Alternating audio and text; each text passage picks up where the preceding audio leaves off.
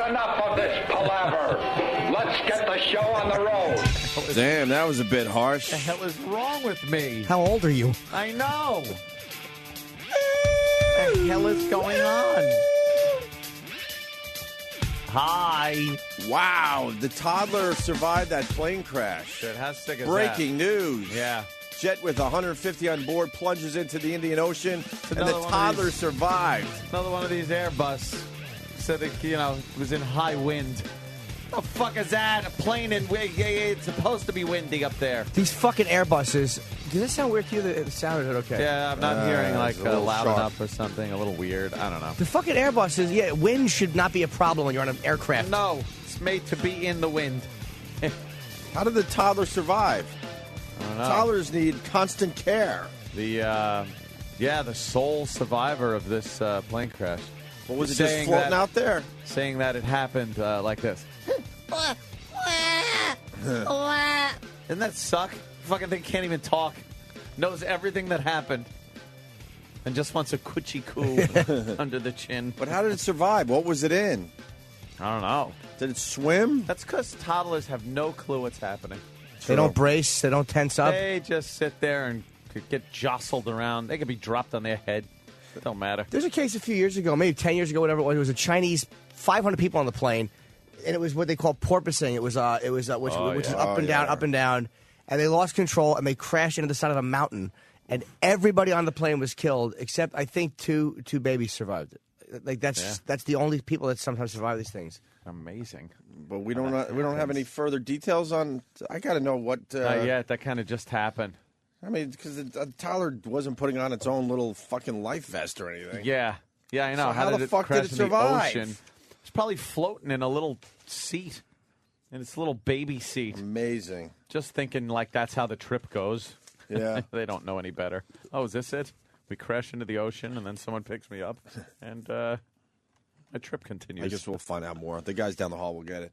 Well, the big news, Bernie Madoff is going away for the rest of his life. 150 poor years. man. 150 years. This poor man. I just want to take the opposite side to make a discussion. You know, they're saying this is like the first case in history that no one is on his side. Like Not nobody. one person. Like usually when you're being sentenced, you get family members or close friends to come forward and go, He fucked everybody, he's really a good guy. He was my father. It was this. No one. Yeah, or at least to say, well, he's getting up there in age, and here's a character witness. He was a very nice guy. Yeah.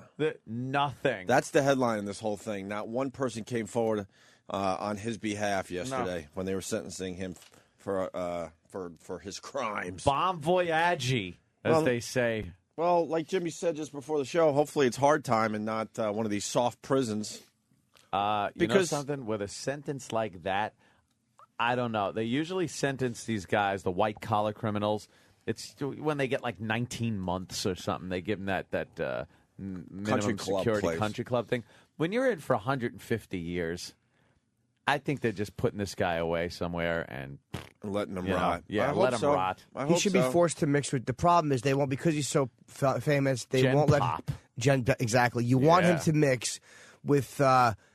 Crips and Bloods and Latin Kings and all these young angry dudes. Oh my God! Like that's what he should have to deal with. Is mix him in with prison. people that understand a scam, basically. Oh yeah! Imagine that. Huh? Imagine that. Him in the middle of that. Nothing's gonna happen to him. Come on. They got struggling in the weight room with like 5 pounds. They got to bring back hard time. Yeah. Have them break rocks for the next 150 years. Shackled to some other inmates. Hardcore prisoners. Just breaking rocks, and then you speak up. Why are we breaking rocks? Just because we can make you do that. Yeah, because that's what we do now. Or maybe a chain gang. Yeah. Pick up some litter on the highway. Because I think prison just becomes your life. Yeah, in the end. This guy's life was pretty fucking sweet. Yeah, but he after had some pretty sweet numbers. A year or two, it becomes his life. Yeah. I'm telling you. Yeah, he'll fit right in like Brooks or something. He'll run the library. Either that or he does have some financial knowledge. He can maybe do the taxes for the guards and some of the other people. Let me tell you, he helps a few people invest right, though. A guy like that might not get the shit beat out of him because they might use him for how smart he is. Do the books for the warden? Wait a minute. Change his shoes out? Yeah. But they may go, hey, you got any tips? And he starts throwing out tips. Guys start looking out for him. Guards look out for him. If he helps you make some money on the outside, yeah. I mean, can I guarantee you he would be able to at least guide you into a good investment. Might work out for him. Well, the good news, he's done. Yeah. Bye-bye. He's done. Hey, we know why the toddler survived. Let's say hi to Garth in Indiana. Garth. Good morning, boys. Hello, Garth. What's up, Garth? Hey, I heard the reason that kid survived the plane crash was because he was in the lap of an older gentleman. Oh, I see. Because I hope we didn't lose Uncle Paul on the flight. Very good. Mm-hmm. Stop it. What else is going on in the world? Well, my God. Well, the Michael Jackson thing gets debacle more and more interesting. Why the fuck is Reverend Al hanging out with Joe Jackson? He's by his side the entire time. Because he's in the news. Reverend Al, that fucker can't keep his face out of the news. Reverend Al flew out to L.A. He felt like his presence was needed to make sure Michael Jackson's taken care of in death. What a fucking phony this guy is. Is there's any doubt that this guy is nothing but a publicity-seeking shithead? Isn't there a bunch of other causes he could be involved with that are way more important than hanging out with Joe Jackson in L.A.? Jesus. Joe Jackson's doing some kind of press conference, and there's Reverend Al with an arm on his shoulder, basically. Oh, I don't even know why you're comforting this guy. This guy doesn't give a shit. Consoling him? He's already saying, well, the legacy will continue. Yeah, no shit. Joe Jackson's going to be pumping out all kinds of fucking tapes and everything else. Well, he announced a new record label. Oh, did he? Joe Jackson's like, and the name of the new record label is, and it was some weird name I don't even remember anymore. But My son hated me, and I'm out of the will, and I need to make money records.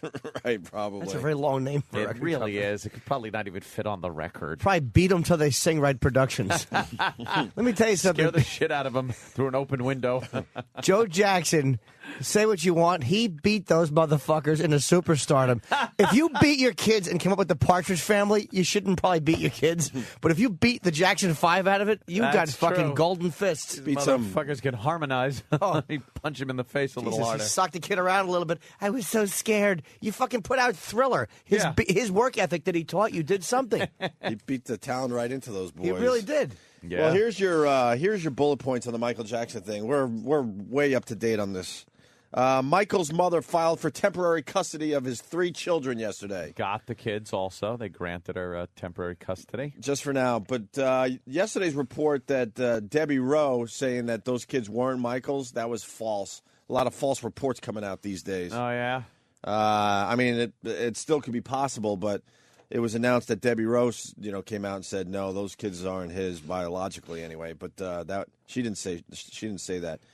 Joe Jackson says Michael's funeral will be large and open to the public. Of course. It's going to be one of these things. Make it a spectacle, because that's what you did with your family from the second they popped out of the womb.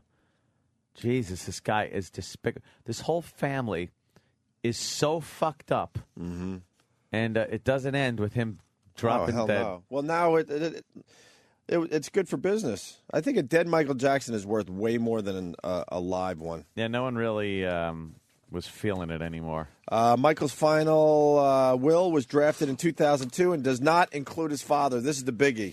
So the father, of course, is like, well, that had to be a forgery. Fake, of course. Really? He loved me. Really? If all the reports are true, and it seems to be because they came from Michael Jackson, of course you're not in his will. He hated you. Well, he'll make a hell of a lot of money anyway. President of Michael Jackson's online fan club says he thinks at least 12 fans have committed suicide since his death. Thin that herd. Who the fuck is killing themselves because Michael Jackson died? Thin that herd. Michael finished filming Top Secret Dome Project video. What's that? Is that the name of a song? Dome Project? That would be strange. Just before he died, expected to be completed in July, so we'll see that. Picture surface of Michael Jackson rehearsing in L.A. just 2 days before he died. Yep. Conflicting reports there. Some saying he looked great. Others said he looked really skinny, kind of out of it, and scared shitless about the upcoming tour. Well, that's how he looked walking around. Yeah. You know what? You hear so much bullshit. Like there was reports initially. Geraldo, I think, reported he just was what he heard. He heard that he didn't hire, or maybe it wasn't Geraldo, that he didn't hire background singers, he didn't have dancers, and then, of course he did. So it's like amazing the bullshit that comes out. Oh yeah, the bullshit. It was all there. Yeah, obviously they're dancers there and everything. Yeah, they were gonna do these shows. I don't know how good they were gonna be, but they were on their way. He goes with the wet jerry curl, or went with the wet jerry curl kind of hair when he was live. Is that it? Because every other picture you see, he's got that Cornelius wig on. Well, there's rumors that he had no hair. Yeah. At the end of his life, so who knows? I mean, we'll start getting the real facts soon. This is a weird one. Doctors waited 30 minutes after finding Jackson's body before calling 911. The reason, they couldn't find a phone that was working in the mansion. And I'm like, come on. Just stop. No one has a cell phone? That's ridiculous. Just stop. But that's being reported. And then some people might get their money back for the London concerts. Why wouldn't they give them all their money back? Some people. How about everyone? There's no rescheduling here unless you're really an optimist. I don't know how they would be able to pull that one off. You buy a ticket for something that didn't happen, you don't get your money back. That's pretty fucked up. I wonder if there was some kind of weird little clause when you're buying the tickets. Huh? Yeah, who knows? You probably got to jump through hoops to get it also, Yeah. Send the ticket back on a 5x4 postcard. The way it's working with those tickets is like you'll get the refund if you've purchased your ticket from like a reputable outlet. Reputable. Like if you just bought a ticket from some dude, like you're not getting a refund for that. Oh, yeah. Okay. Oh, well, that's pretty obvious. So, You trying to find some black gentleman outside the arena? Yeah, excuse me, I'd like a refund, sir. Ow, you're punching me in the face. So, just because you hold the ticket doesn't mean that you're entitled to a refund. Very good, Danny.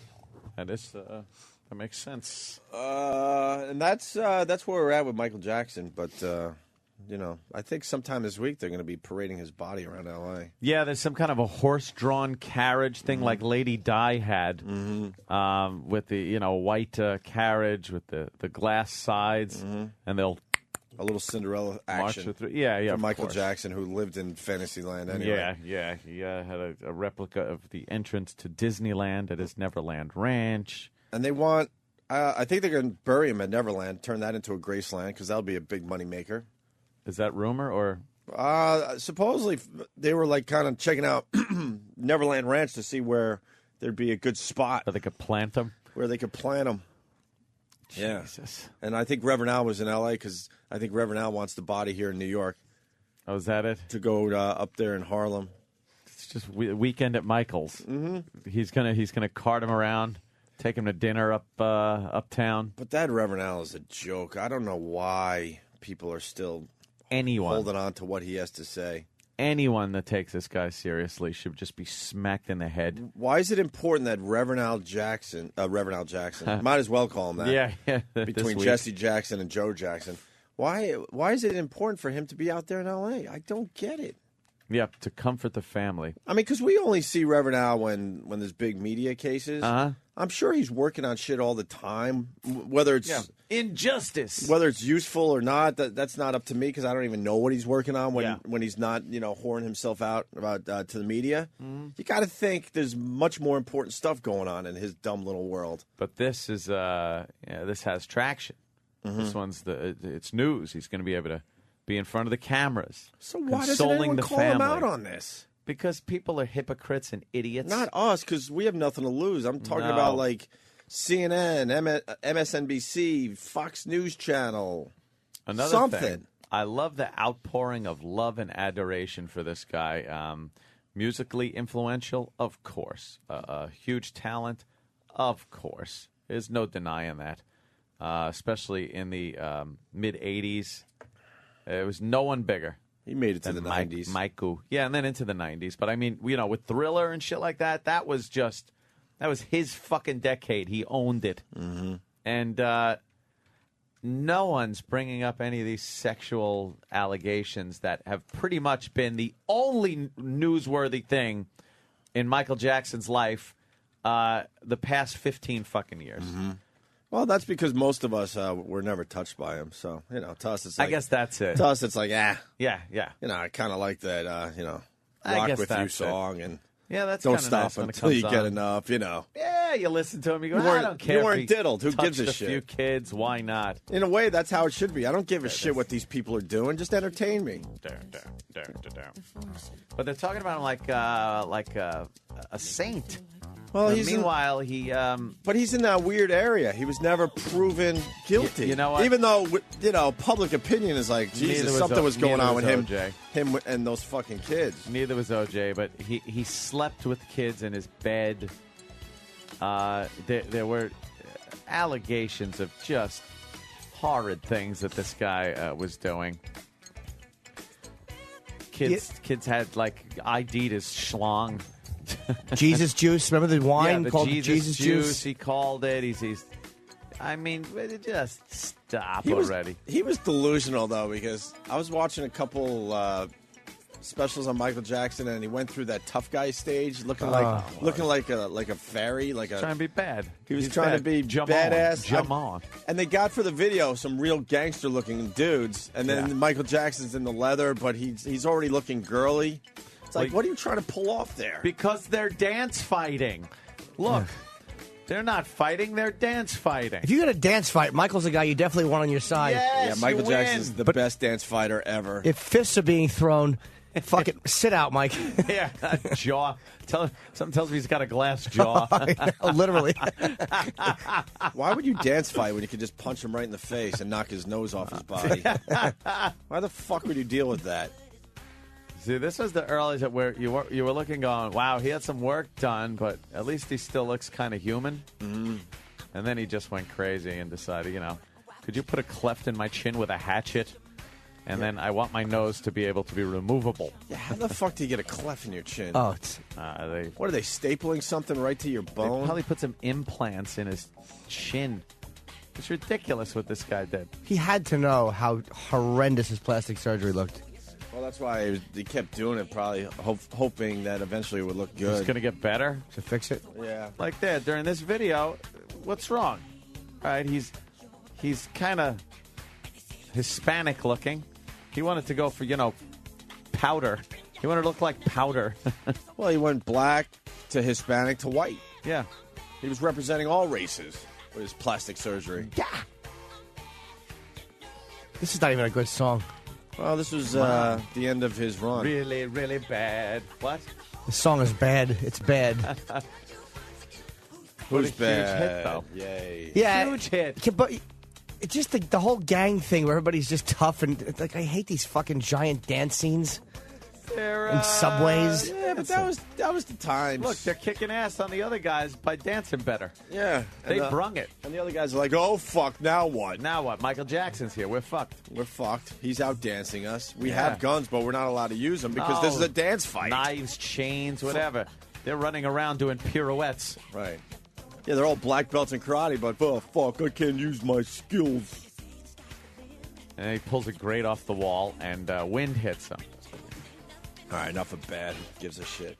Because he's bad. That's a terrible video. Who enjoyed? Someone's watching that and having fun with it, and I can't comprehend it. It's horrible. We didn't know any better. When that video was out, that's all we had. That's the problem. Well, the guy was also the pioneer of that long-form video. Mm-hmm. Everyone before that was doing, the quick, cheesy, regular Crappy video thing, and then he brings in, John Landis to direct. It's on film. It's fucking, an epic. He fucked up. No one was doing that shit. He fucked up Pat Benatar and the rest of them. Oh, all of them just looked and went, well, there's the bar now. Oh, great, thanks. Thanks for setting the bar that fucking high. Now we got to hang with Hollywood directors because of you. Yeah. Thanks. We were good with a camera covered with tinfoil spinning around in the middle going, Right. and I run. Yeah. And now I got to make an 18-minute feature film. Yeah, they used to just find their nephew that was in film school in college. Yeah. Hey, can you film more video? Got a camera? Then stupid Michael Jackson gets John Landis. John Landis. Jesus Christ. Fucking directing it. And the video cost millions of dollars. Oh, yeah. The rest of them, maybe 10 grand, 20 Yeah, grand. we could get you on MTV, $10,000 to do this. Thriller's like an epic. That video stinks. What, Thriller? But once again, for the time, it was pretty amazing. You watched it when it was on, right? Oh, yeah. Absolutely. And by the way, that bad video was directed by Martin Scorsese. Was it really? That was Scorsese? Yeah. Yeah, Didn't well, look like Scorsese. how about fucking maybe if De Niro and Pesci came in and punched Michael's nose off, that would make me happy. I couldn't read. He had Landis and Scorsese? Jesus. Oh, my God. That is something, huh? Here's the story on the child. So you got a plane that crashes in the Indian Ocean. Everyone's dead except for a toddler. Yemen Airlines Airbus A310 crashed in the Indian Ocean just north of the island of Comoros. According to the Associated Press, this aircraft, carrying more than 150 people, has landed in a wide open area there, but there have been rescue aircraft up, boats in the area, and incredibly, a toddler has been pulled alive from the ocean. Yemenia's Flight 626 was flying from Yemen's capital of Sana'a to the Comoros. The president of the Comoros also says bodies and wreckage have been spotted in the water during a flyover. It's the second crash of an Airbus jet this month. On June the 1st, Air France Flight 447 crashed off of Brazil, carrying 228 people, all of those people presumed dead. And, of course, we're going to keep you updated on this story throughout the morning.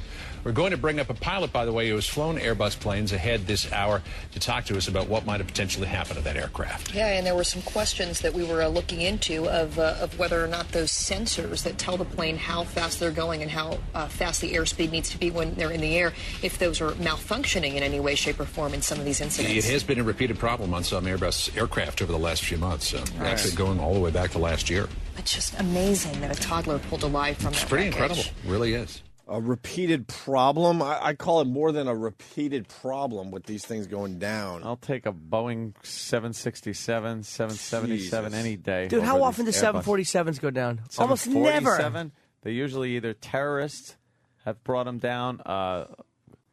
What was that? Canary Islands collision on the runway. But it's and then that fuel problem in the wing with the Flight 800. But other than that,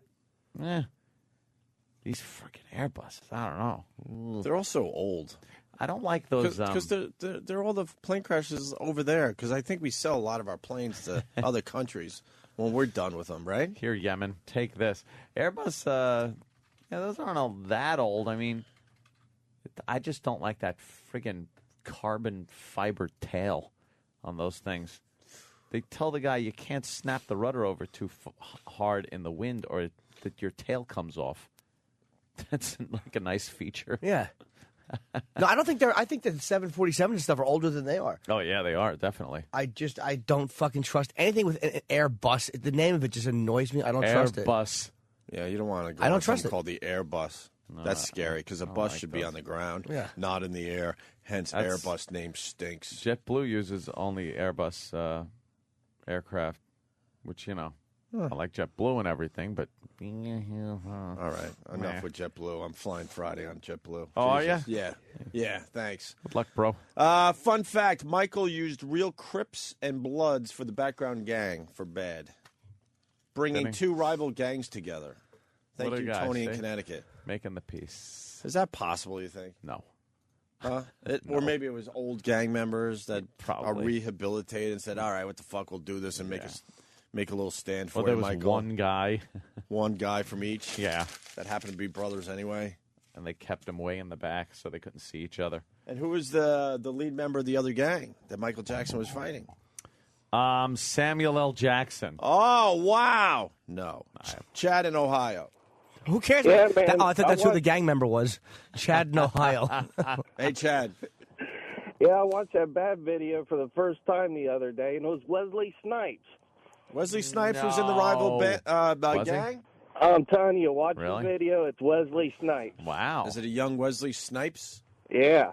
All right, we're going to have to go back to the Played bad video, himself. I guess. Thank you, sir. About that. All right, punch it up. All right. Mike in Massachusetts. Mike. Well, good Mike. morning, boys. Hey, man. Jimmy. Hey, buddy. Hey, this is what happens once the economy goes to shit. The friggin' bigwigs don't want to open their wallet up, so they fix their planes up right. Instead, they lay off all their mechanics, and look at everything's going to shit. Well, that is true. The airlines, when they're taking a hit, the economy's bad, the price of fuel, things like that. You got to know they got a few less screw turners in They're the not tuning up the in planes? the hangars. Oh, yeah. boy. Yeah, the system gets a little shoddier and shoddier day by day, you know. But all right, boys, stepping out. All right, thank you, sir. Like those little video games where you got to keep up maintenance on things, and then sometimes when you realize you're going broke, you go, all right, I got to cut back on things. Yeah. And you cut back on that, maintenance and things. Yeah. And then the panic sets in. And then the roller coaster flies off the track because you didn't you didn't maintain it enough. Other people are grumbling because there's garbage on the sidewalk. I love those games. But they don't speak English, though. So What's that, who gives roller a shit? coaster sim? They're all mad. All right, I'll put a bathroom here. Stop it. There's people peeing their pants because you forgot to put bathrooms up. I'm the worst at those games. I just get all angry at the people that are angry and chase them out of the park. Well, that's the only way to play those games. Roller though. Coaster Tycoon. This is a Roller Coaster Tycoon Massacre. People do have fun with these. They build roller coasters that have no way of surviving them. Look at all the people walking up. This guy made a very nice roller coaster, apparently. It goes straight up. Wow, at a very high rate of speed. Mm-hmm. And then apparently, is there a top there? Does it go down? All right, it goes over the top. Oh, that's a nice... Wow, is that a high roller coaster? Whoa, now it's going down. Oh, I would hate that. Loop. All right, nice big bank turn. Oh, no, this ain't going to be good. Oh, no, is it go... Jesus. And it comes off the track and kills all of the people online. And hits the line. Oh, is that wow. fantastic? Fail. And then explodes. That's awesome. The guy had it loop around right into the line of people waiting to get on the roller coaster. That's the only way to play those games. Yeah. Why play it right? There's so much stress with those games. You're just trying to... It's spinning plates. Mm-hmm. That's what it is. It's the spinning plates game. Everything's breaking, and you got to fix them. But, again, back to the whole aircraft thing. It's the same thing. You cut back on certain things, and other things don't work out so well. True. Before we move on from the Michael Jackson thing, here's... I move on. I move on. Here's Joe Jackson from yesterday talking about setting up the new record company. Do you know anything, Mr. Jackson, about funeral arrangements? Have you had time to Yeah, work we haven't gotten to that yet. Yeah, but we're working on that. Yeah. This is Marshall. He ain't working on shit, by the way. But we're working on that. He ain't working on shit, this guy.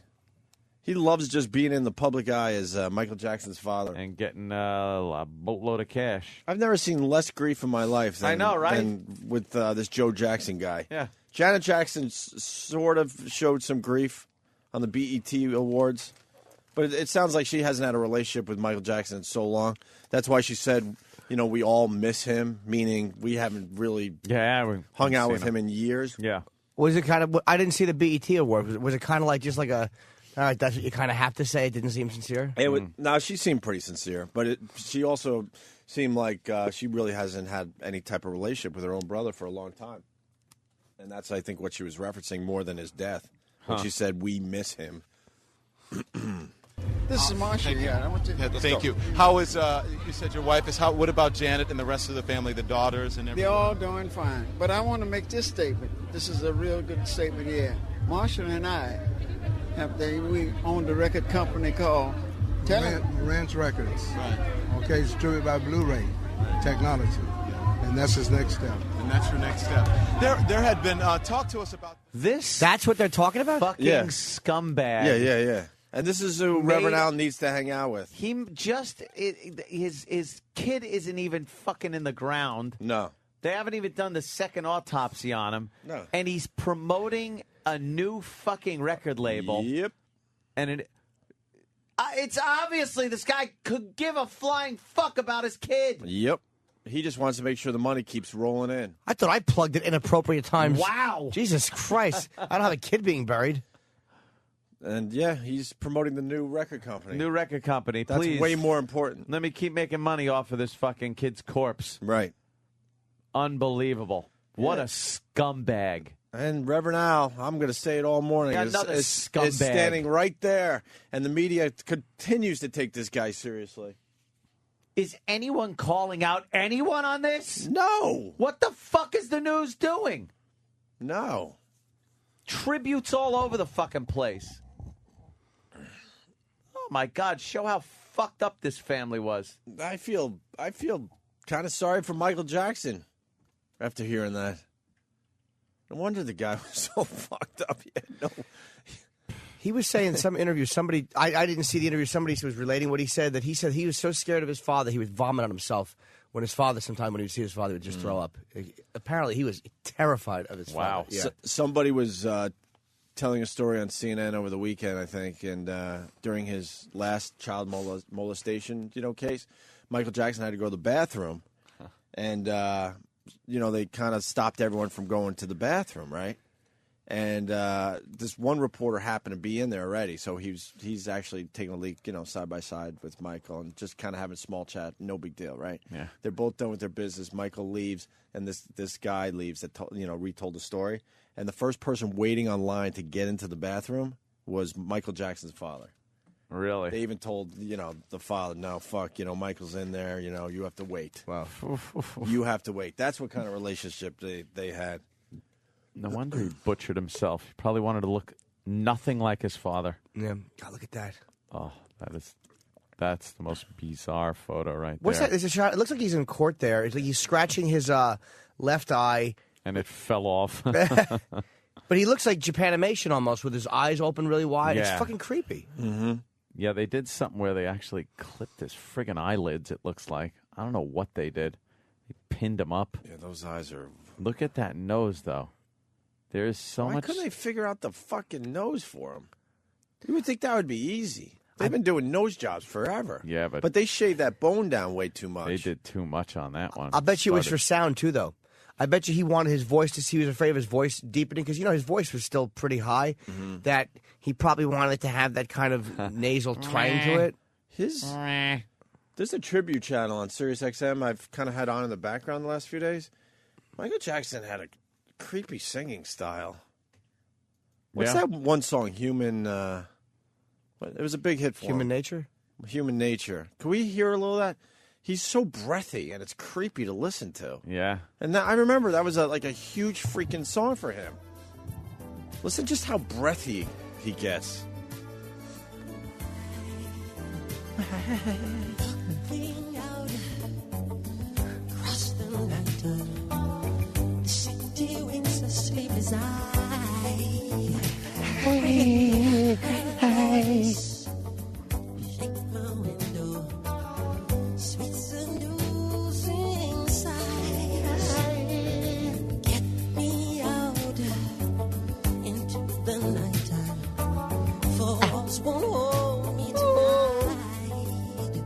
That is so creepy, you're right. I didn't realize how creepy it was, but when you just listen to the vocal part.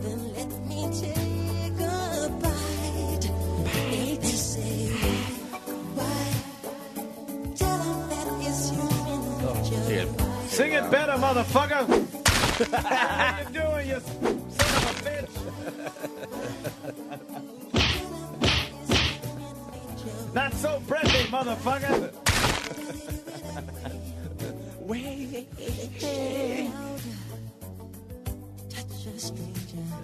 You think he had a good voice? For real? On certain songs, not this one. Not this one, right? But this was a big hit for him. Yeah. Was it? Yeah. Yeah, This is a big hit. Yeah. I can honestly say I don't even think I remember this one. Yeah. He had a good voice, but I think that he was overrated in a way because he was Michael. Like, I never liked the Jackson 5 because I couldn't hear a little boy singing about adult relationships. But his voice back then was... Uncle Paul. But, I mean, it was amazing. But His voice back then was amazing, though. How he could sing. It was like, holy shit. Amazing. It just doesn't resonate coming resonate from with a me. deep place. But then, I don't know. It's also amazing that this is the same guy we're listening to right now. Why? But I guess he had a good voice. Let's say hi to Chuck in Indiana. Chuck. Hey, what's up, boys? Hey. Hey, man. What's up, little Jimmy? Hey, buddy. Hey, when Michael was like 4 years old, Joe Jackson used to hit him with a cattle prod, and he used to go, punching out, guy. Oh, that's the other thing I noticed listening to the tribute channel. Oh, my. I can't even count how many songs he did that. and many different versions of that. Which was terrible, by the way. That was like his catchphrase as he sang back then. People loved hearing that. Let's go to Woody in Kentucky. Woody. Hey, morning, guys. Hey, Woody. Hey, Woody. Everybody talked about seeing the moonwalk for the first time, but I haven't heard anybody talk about jacking off to that one with Lisa Marie. That video he did with her was pretty good. For what song? God, I can't remember the name of it. They show it on. It was like early 90s kind of thing, and she's nude, and they kind of zoom in on her ass. Oh, yeah. I never It's a pretty thought she good was jack, but fucking you gotta hot. be careful and time it out. You'll fucking be blowing your load to him. You didn't think Lisa Marie Presley was hot? No, She had really nice she eyes. looked like Elvis. Really nice Her eyes eyes. looked like Elvis. She looked like fucking Elvis. All right, then I liked Elvis's eyes then. What can I tell you? She's got a cool ass. No, I thought she had really nice eyes. Yeah. Her daughter is smoking. Is You see pictures of Lisa Marie Presley's daughter yet? No. I think she's a model. Really? Thank How old you, is she? Woody. Really? How old is she? She's right around that model age. She like 10? 12. Anywhere yeah. from no. She's anywhere from 15 to 21, somewhere in there. I know that's a big gap. I don't know for sure how old. She got a big gap? What? Yeah, big gap. What?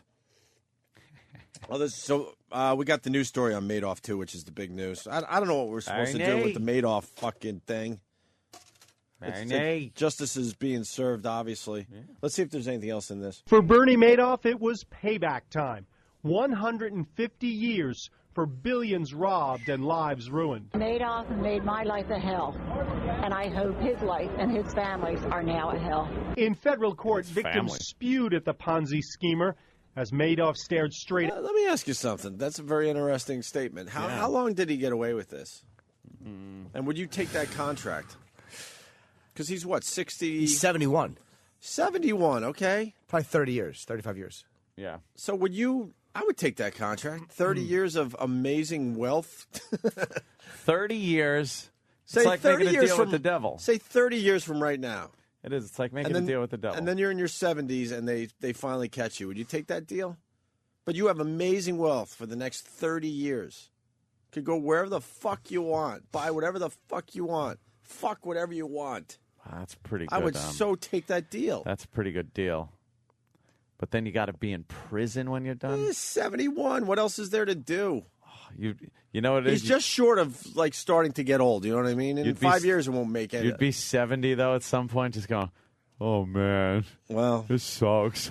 Like they said, he's Next like year. going for massages and stuff like that. Like he would walk. His secretary said he would leave the office and go out for his daily. Like he enjoyed living the life. He had everything. Would you take that contract? I think I would take that contract. That's why when that victim said, "I hope he suffers like we did," I'm like, I think it's too late. Really? Yeah, he already. I mean, he's got the big fall, but I mean, it's not like he's still a younger guy. He's up there.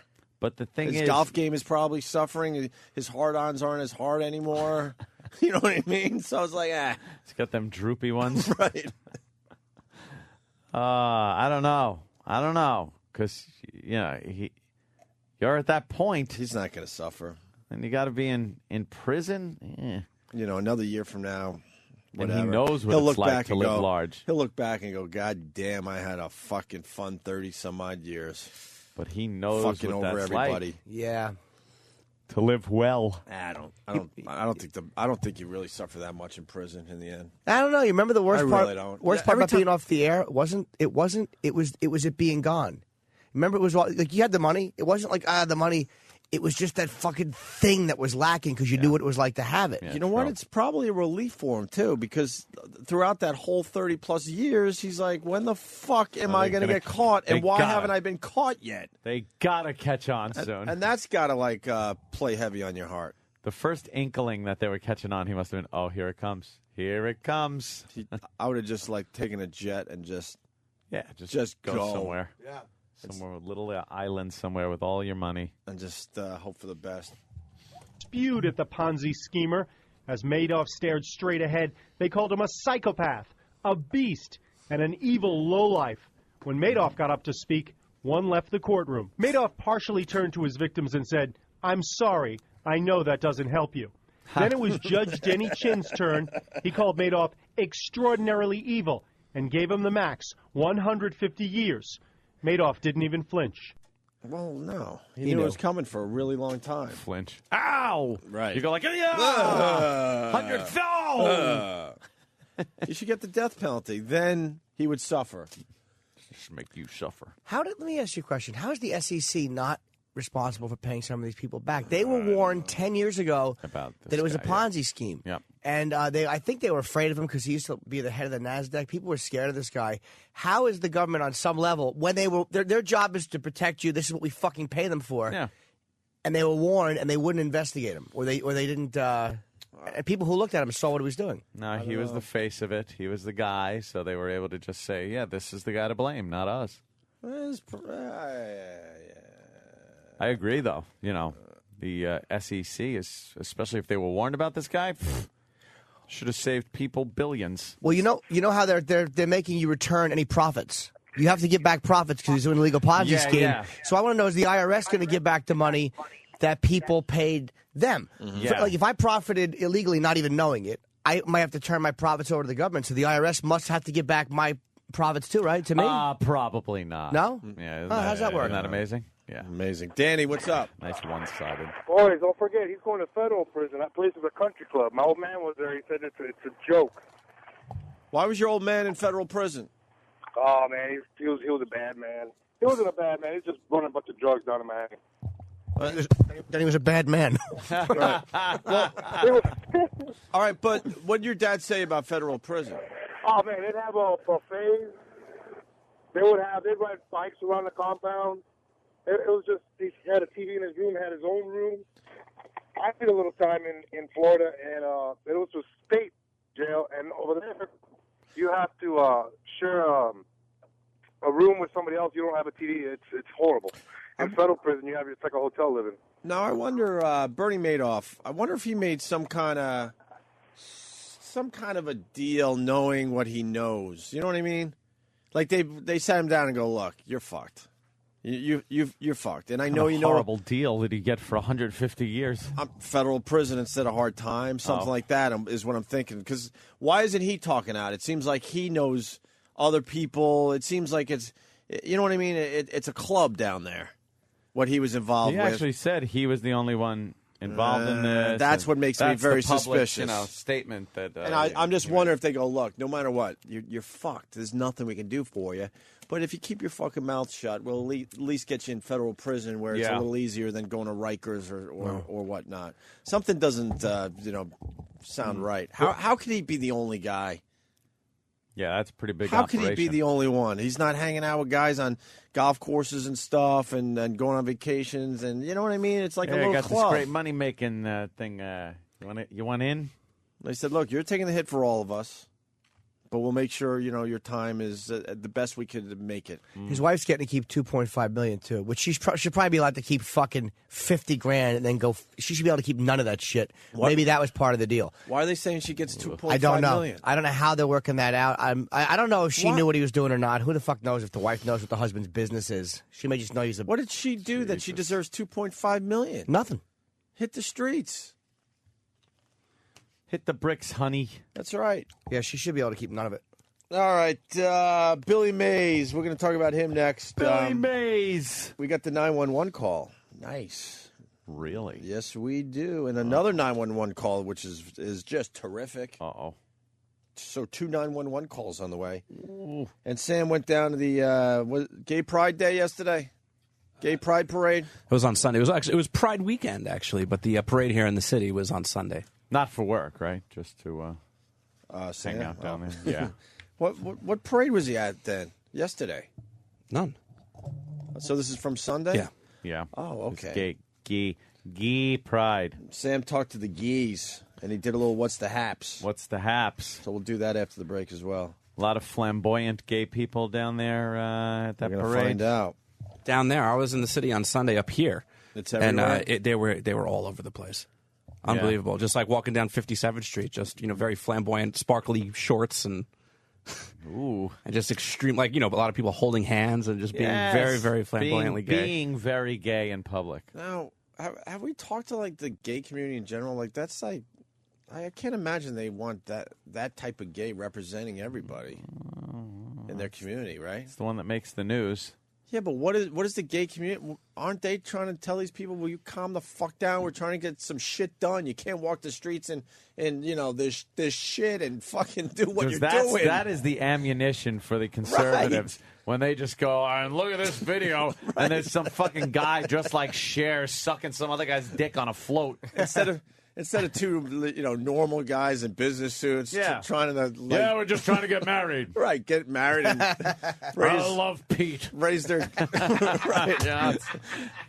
And try to raise their gay family. Instead, it's the flamboyant shit that makes the news. You would think that they would sit down as a community and go, look, enough with the flamboyant shit. You're killing us. Exactly. Can you imagine if Jewish people had a Jewish day parade? It was all just Hasidic Jews. Hasidic Jews chasing money through the streets. Every stereotype. Yeah, like Borat. Exactly. The running of the Jews. Yeah, it's just every bad stereotype. Look, Fred, could you leave your peacock, uniform or costume at home, please? We're trying to get some things done. We're trying to legalize marriage in all 50 states. Trying for equality and acceptance. You and your peacock ass-showing fucking costume isn't helping the cause. Expressing yourself doesn't mean showing your genitals on Fifth Avenue. Right. Can you please not show your genitals on Fifth Avenue? Look at this guy. That's all we ask. Yes. Looking at a guy on some but for real, rollerblades. What does the gay community do about this? Pretty much nude. This isn't I can't imagine that they're looking at this as this is a celebration for us. But it's a complete celebration of nothing but sexuality. Right. And if you did a straight parade like this, it would be hysterical. Just guys going around fucking women, dicks hanging out. Right. Here's where I love putting this in a vagina. Mm-hmm. And I'm going to show you here on this float. But don't take your don't have a parade where you showcase every sexual aspect and then wonder why people are nervous about having you. Yeah, you know what I mean. Teach and dude, I mean, look at these guys. Come on, there are a bunch of muscle men walking around in jockey shorts. Is this from this weekend? I don't know. I'm not sure about that. But it's why do you have to wear jockey shorts? All right, you're all well-built guys. Why can't you just wear fucking jeans or regular jean shorts? Because the cock is so much easier to get out in jockeys. But why do you need to highlight the cock? Straight guys, we like our cocks too. It's like everyone likes their own cocks. Why do you have to? You think? How about we have a straight parade where women's cunt lips are highlighted? Look at that! Isn't that lovely? A giant cake. Hey, Gary, could you leave your banana hammock home? We're trying to get marriage legalized in Indiana. We're really trying to have people look at us in a different way.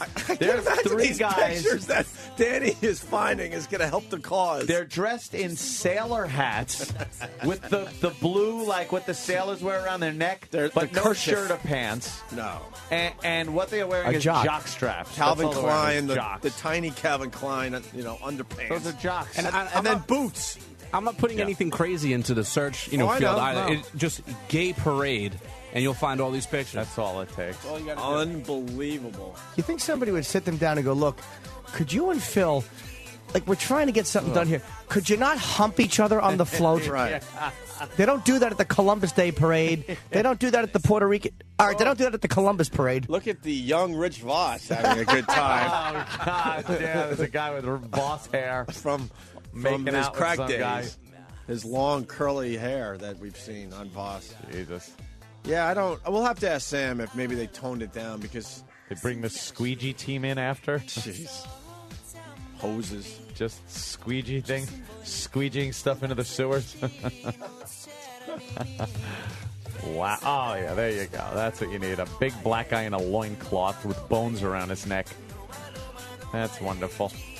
All right, we'll take a break. We'll do What's the Haps at the Gay Pride Parade. Sam did that for us. Ooh. And we'll talk about Billy Mays. Yes. I guess we know how he died now. Wow. Yes, the autopsy is through. Already? Yeah. All right, we'll tell you next. Opie and Anthony. Opie and Anthony. There's a great craze going on the internet the last few days. George Clooney is the latest victim. The fake celebrity death craze. Yeah. It fucking rules. There was a Britney Spears one yesterday. There's a George Clooney one today. Jeff Goldblum was like the first fake one. And because so many celebrities have been dying, No one really believed Billy Mays was dead because everyone thought it was a goof. And Rick Astley, right? Rick Astley is Astley. He's the number one Google trend. Rick Astley dead. Come on. I love it. Oh, he's not dead. We should start one on our show. Yeah. Maybe a mayor or something. No, maybe what? We No. that one up. That's crazy. Yeah, we started the whole thing years ago. Oh, yeah. Hoo-hoo to us. Yes. Is Hoo working this week? Does anyone know? Vacation. Huh? He's on vacation.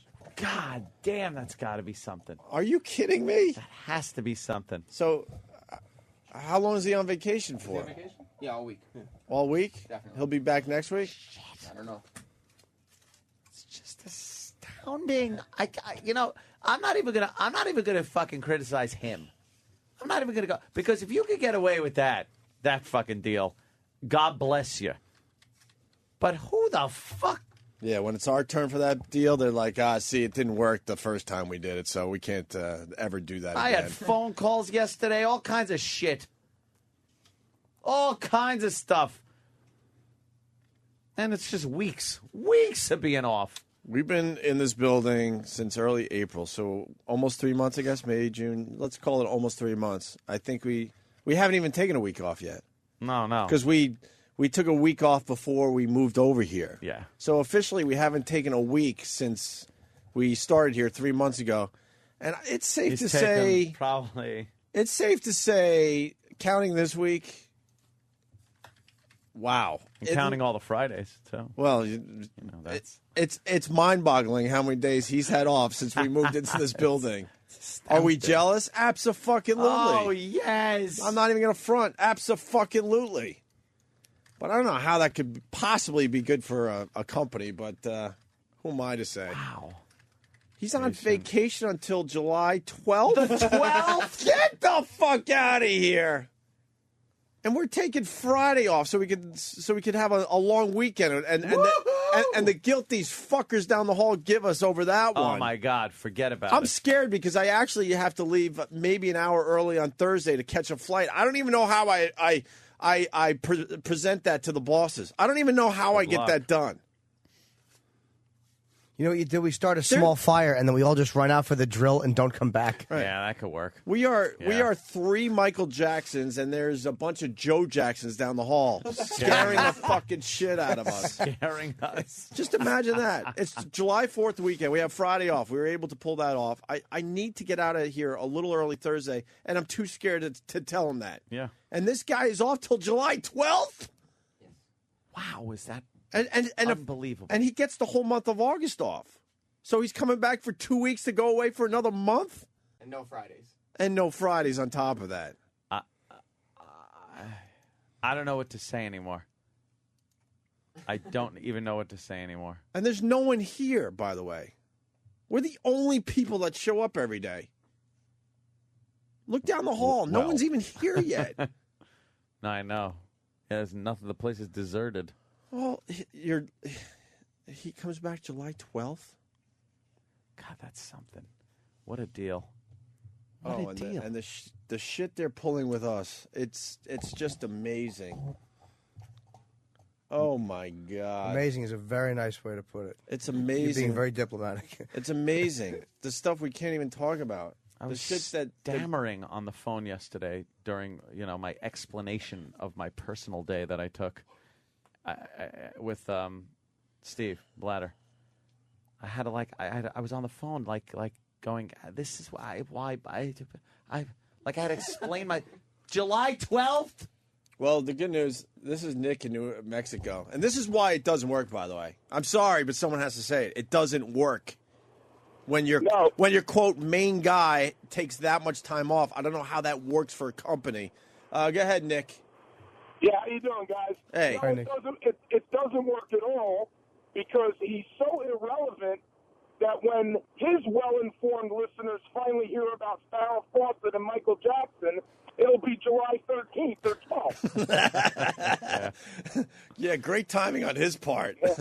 The pop culture world is in a tizzy right now. Yeah. And I know the break because he's done it a million times. Well, everybody wants me to comment on Michael Jackson's death. Everybody's been talking to me, and they want me to comment on Michael Jackson's death. Well, here goes. You know, back in the early 90s, Michael Jackson wanted to sit down with me to reinvent his career. Oh, right. Really? Do you have a picture of that meeting? Because I don't believe it. And he came in and his nose fell off. Right, and I decided that would not be good for me, so I passed on that. But everyone, his face was melting. Everyone wants me to comment on the Michael Jackson thing. He's done that break a million fucking times. Like, yeah, the whole world doesn't know what to do with themselves until Howard comments on the Michael Jackson situation. You know, I was out there in the Hamptons, and everybody said, man, what do you think about the Michael Jackson thing? I said, shut up. I got to watch the polo game.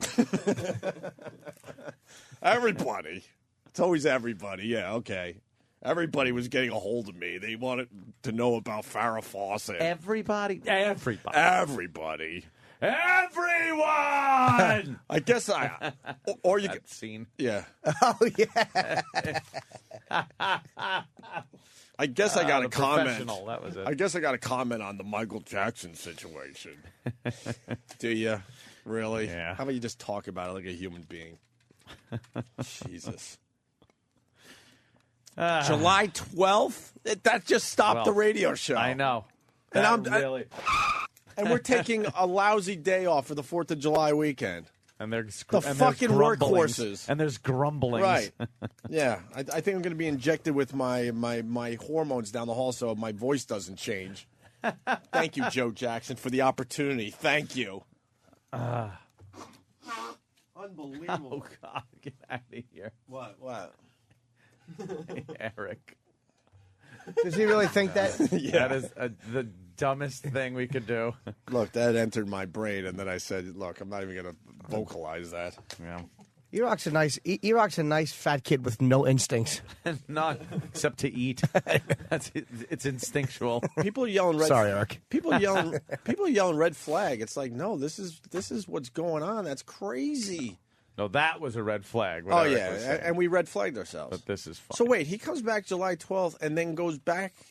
I think his deal is he gets every August off now. So what, he comes back for, he gives us 2 weeks. Thank you. Everybody. I couldn't even walk around with someone going, Howard, what do you think of the Michael Jackson thing? I mean, I met the guy.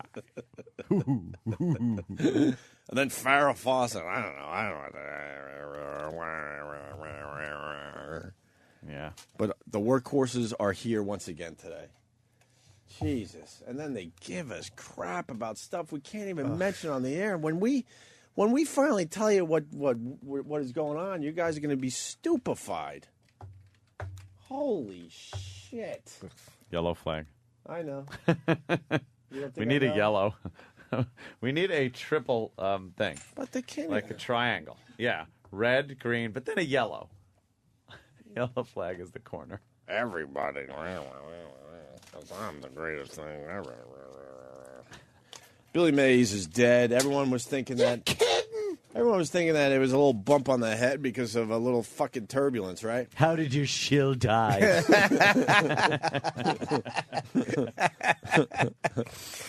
That's terrible. I smell clean. That poor guy. Look at him. Thumbs up. Happy as a pig in shit. Yeah. And he should put one of those thumbs in the hole in his heart. Oh. Jesus. Oh, some of the blockage. Clear some of the blockage out with the thumb. Or maybe he had too much of that putty in his fucking veins there, Danny, the one you liked. Mighty Putty? Mighty Putty. Maybe, that's what it was. He was eating Mighty Putty. Too much Mighty Putty in his system. He had to clear out his aorta with an awesome auger.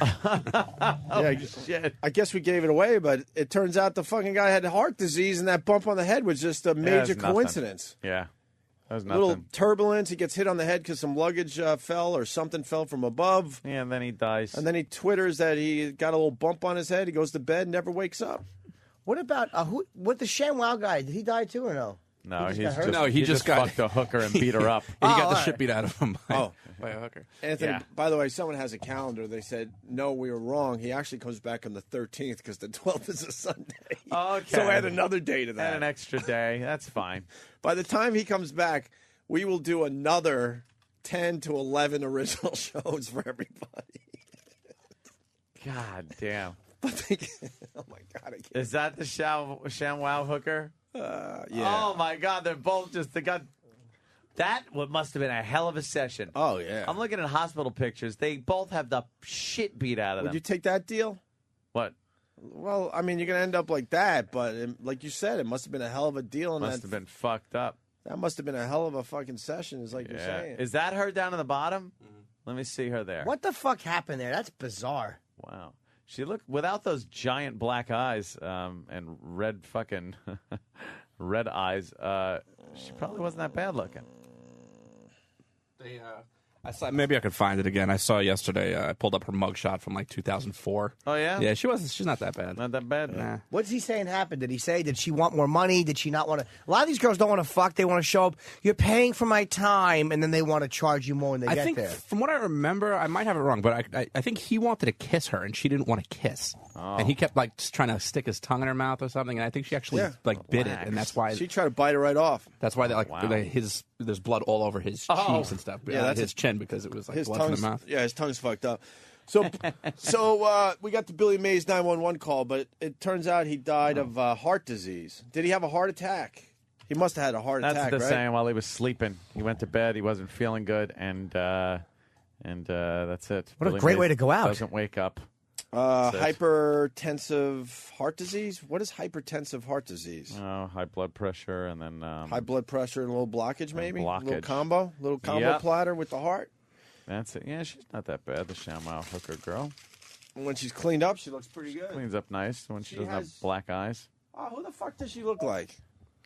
Oh, the hooker that the ShamWow guy posted. There's a little... something in there. I know. The picture on the right, you're thinking, right? A little Kate Hudson on the right, slightly, and a little... what's her name? Scarlett Johansson on the left. Little Mackenzie Phillips, circa 1981. She looks like somebody. It's just, whatever. Like one of the Tilly sisters as a younger on the left, a little bit. Rebecca De Mornay. There you go. That's exactly who it is. Maybe. Yeah, Rebecca De Mornay. Here's the Billy Mays 911 call. Could you send an ambulance? Billy Mays here needs some emergency services. Fire Rescue, what is the address of the emergency? Okay, tell me exactly what happened. I don't know. I just woke up right now and I went and looked at him, so rolling over and his lips are all purple. Are you with him now? Yes. How old is he? 50. Is he awake? No. Is he breathing? No, and he's cold. That's okay. Oh, God, I got the fucking chills. That's pretty much like, well, guys, don't rush. Don't have to rush over there. Why are these made public? These are like weirdly private moments, aren't they? Why does your body go cold when it's still kind of warm in the area? I think for real. I'm not even joking. For real. Like room temperature isn't 98.6 right. or whatever your skin temperature even. Yeah. So once that core temp drops, so like 70 actually feels cold.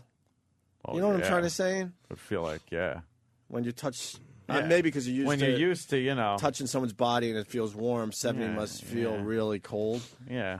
Oh, and he's cold.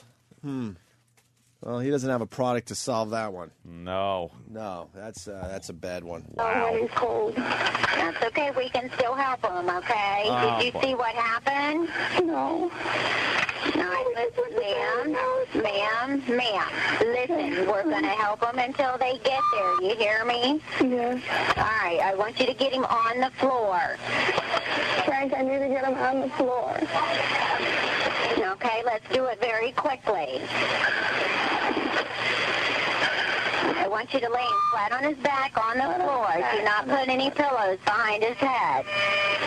Don't put any pillows behind his head. Let me know when this is done. We can't get him up, ma'am. He's gone. Okay, well, ma'am, we can still help him, okay? How come you can't get him on the floor?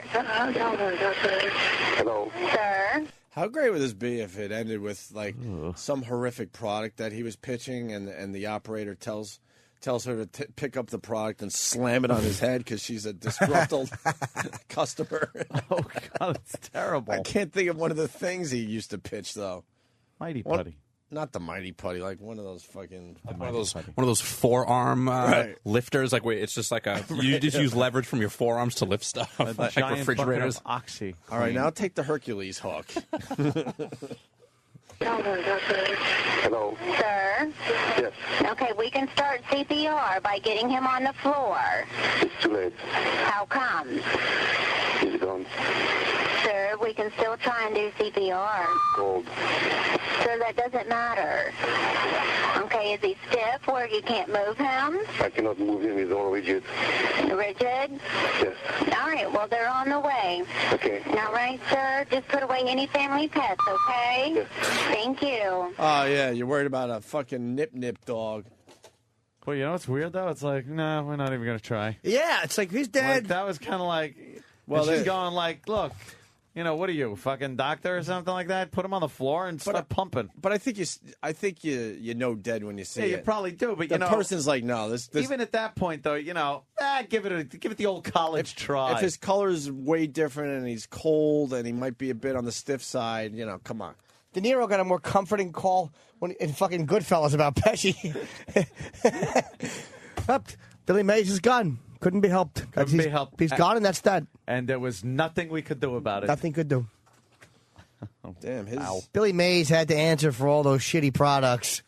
Damn, And man. it just had his air conditioning up or his fucking eating a Jolly Rancher. Who's that guy already on the scene? If they're just waking up out of bed, who's that man? Maybe That's a neighbor true. or something. Well, I mean, he had a lot of money, so it wouldn't surprise me if they had like some kind of assistant that was there anyway. Assistant that didn't fucking want to, you know, take the Yeah, effort to I put mean, him on he the had floor. he had a huge house. He drove a Bentley. I mean, I'm sure the guy had. yeah. I'm sure he had some assistants in the house. His fucking terrible. His fucking baseball card's gonna be worth a lot of money now, man. Jesus. No, it's Billy Mays. Oh.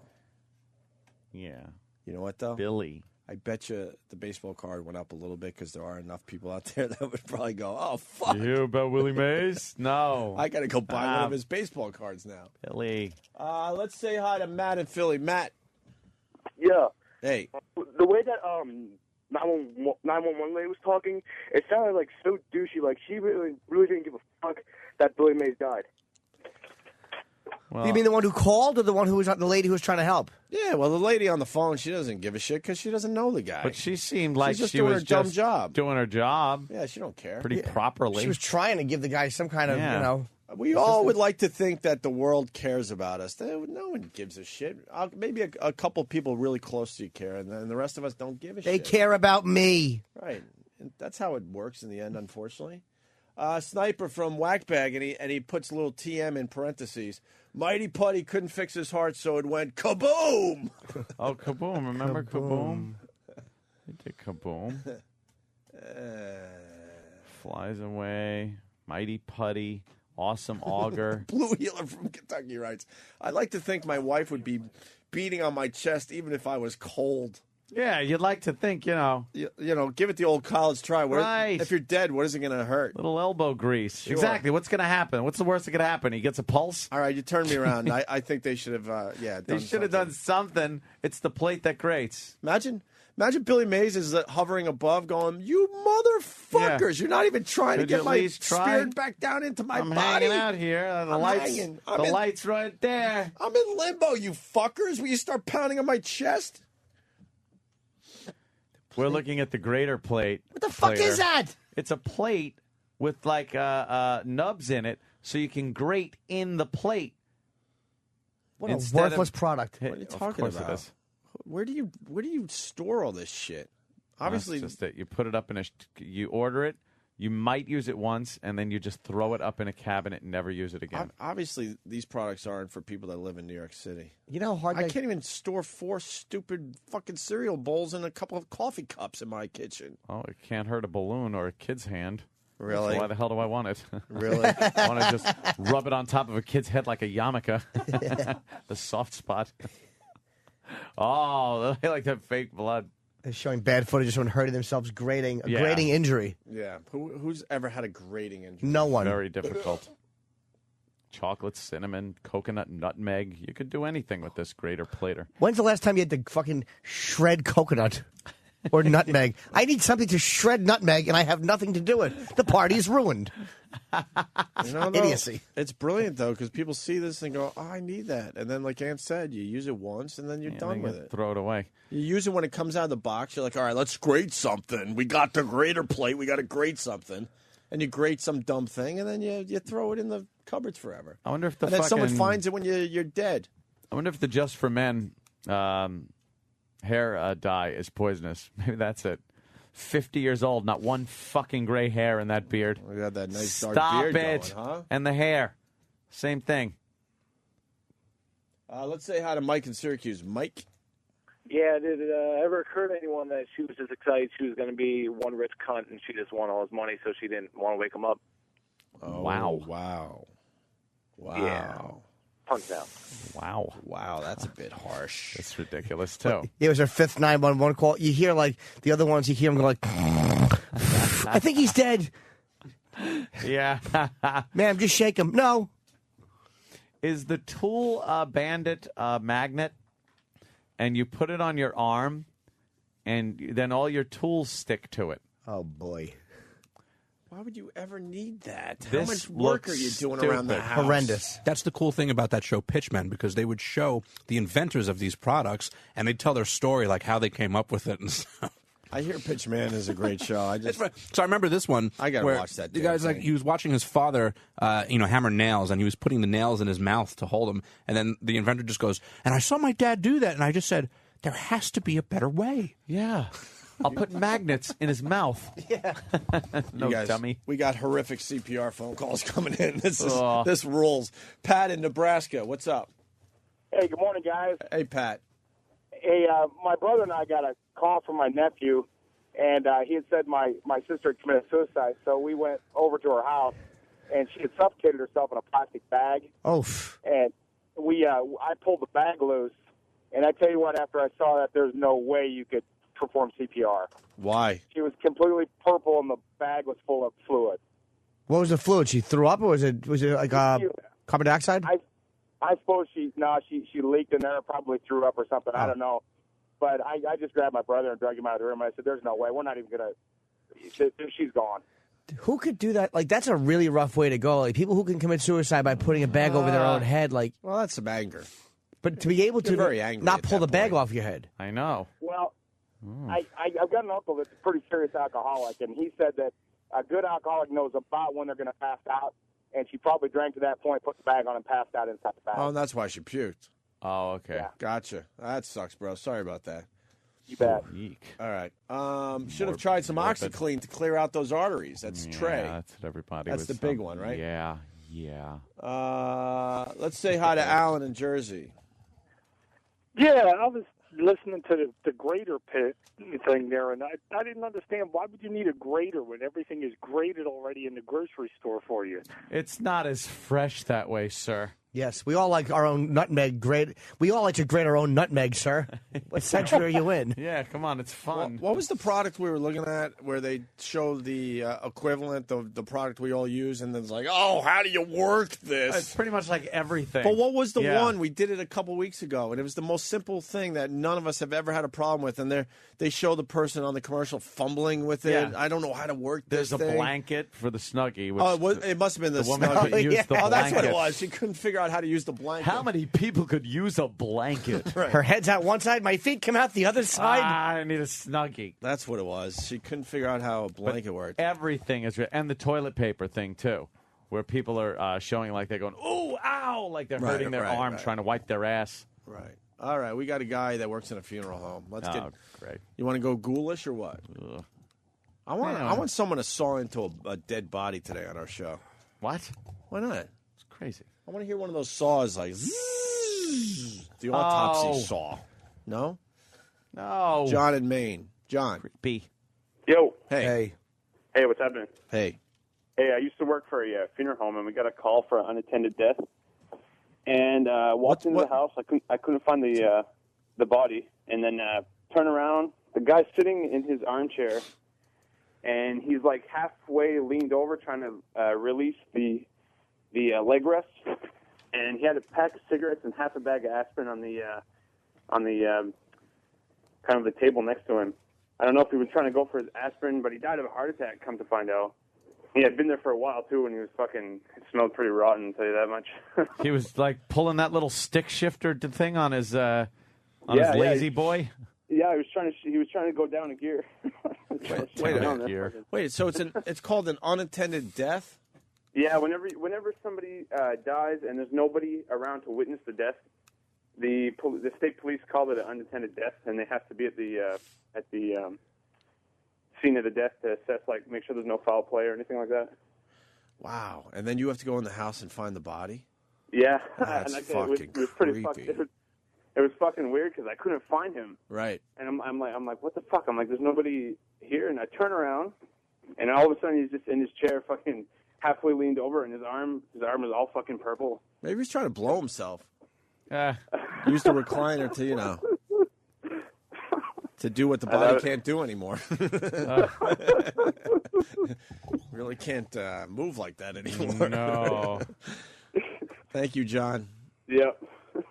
Here's a good point. Dave from Eatontown, Cold, Blue, and Dead. Would you want to put your lips on that? Hell fucking no. Oh, that's true. That is a little gruesome. Let's say hi to Mike M. Mike M. Hey, guys, what's up? Hey. Hey, man.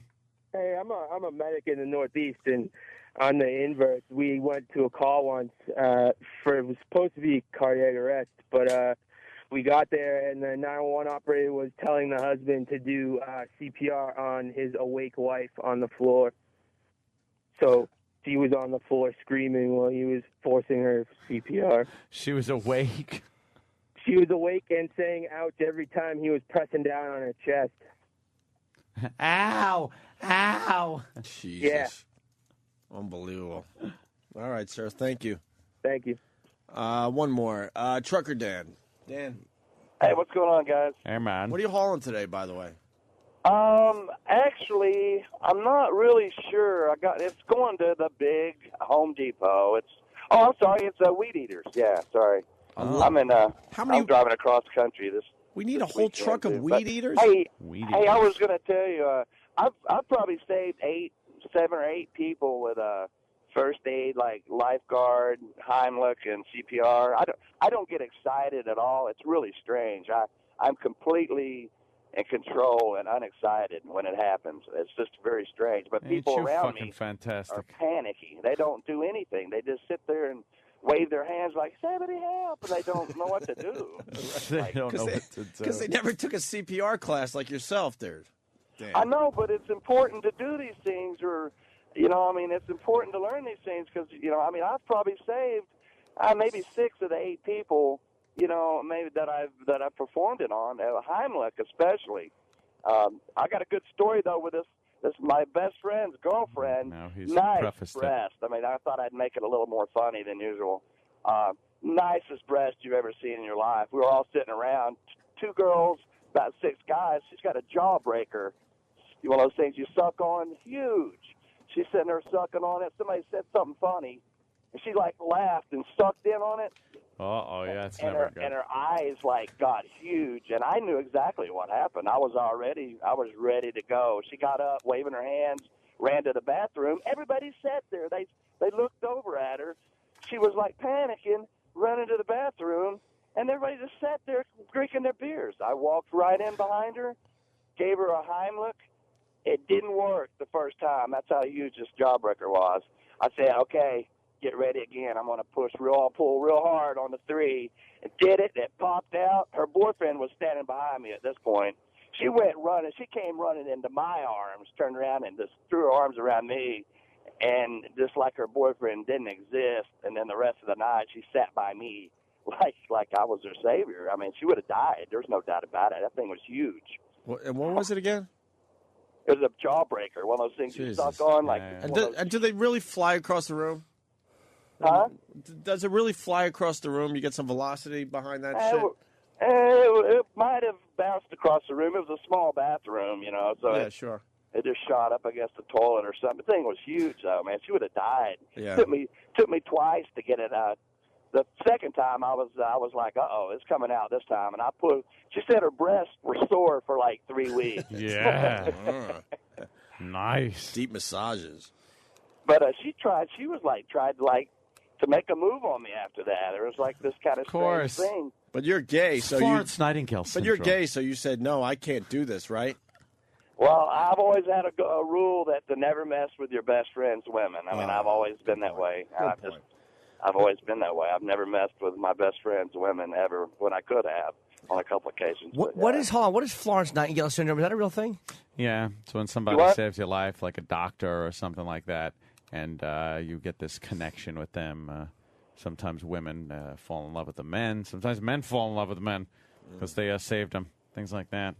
Yeah, exactly. Her Florence boyfriend Nightingale. was trying to jump in there after I got the jawbreaker yeah. out. I'm He here put her now, arms around honey. me like he didn't exist. I mean, it was kind of like.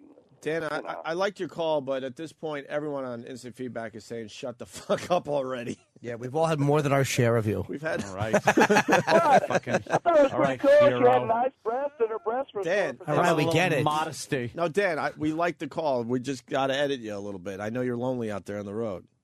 Lord, yeah, I mean, it's just a story I can't just tell in 2 sentences. I'm sorry. No, it still was a good story. okay. Thank you, Dan. Yes. You got it. I appreciate it. That's an excellent 13 episode sitcom you just spit out. I save lives, not squeeze titties. Let's go to Tony, and Tony is in his truck as well. Tony. Yeah. Hey, good morning, guys. Hi, Tone. I just wanted to let you know, figured you'd be interested to know that I'm carrying a load of cadavers. Right now? Yeah. Where the fuck are the cadavers going? And what do you need a load of them for? Really? Load of cadavers going to the U.S. military. I can't tell you where it's going, but it's going for ballistics testing. Please just slam on the brakes so they all bump their little dead heads. And all you hear is xylophone noises coming from the back of the truck. Oh, God. Put it this way, boys.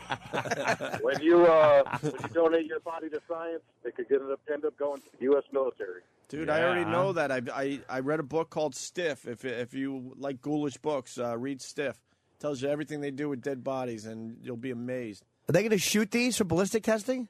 Yeah, they use all different types of weapons. They use airburst, new projectile like rifles, stuff like that. When you sign away your loved one to science when they die, you're not like saying, "Well, I want him to be used in this way." It's just a general thing, and then they decide. Sometimes their organs aren't good. Sometimes they put them on a bomb site. Some of our relatives, No.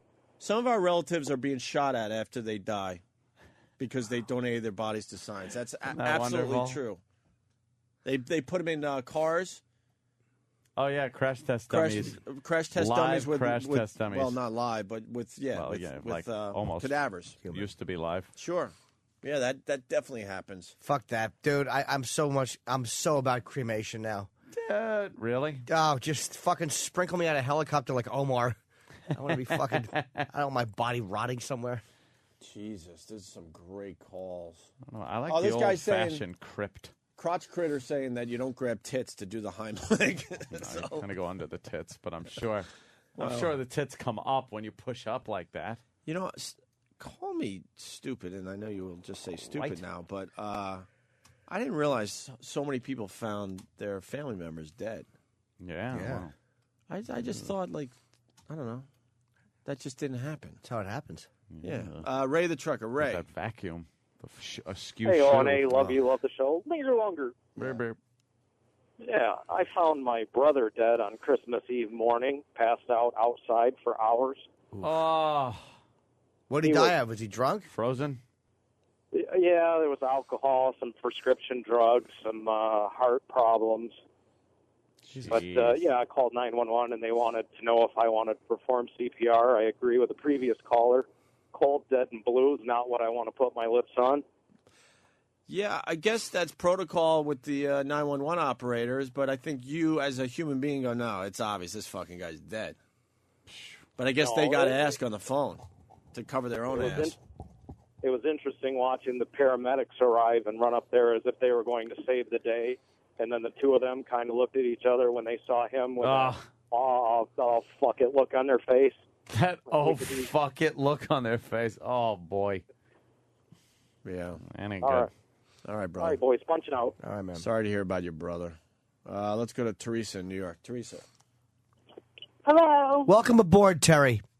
Good morning, guys. I'm a pathologist in New York City, and I've done, like, tons of autopsies. But I just wanted to let you guys know that in the New York City Medical Examiner's Office, they actually use hedge clippers to cut open the bodies. Hedge clippers? Hedge clippers. Oh, my God. Because you can get around the ribs easier. Wow.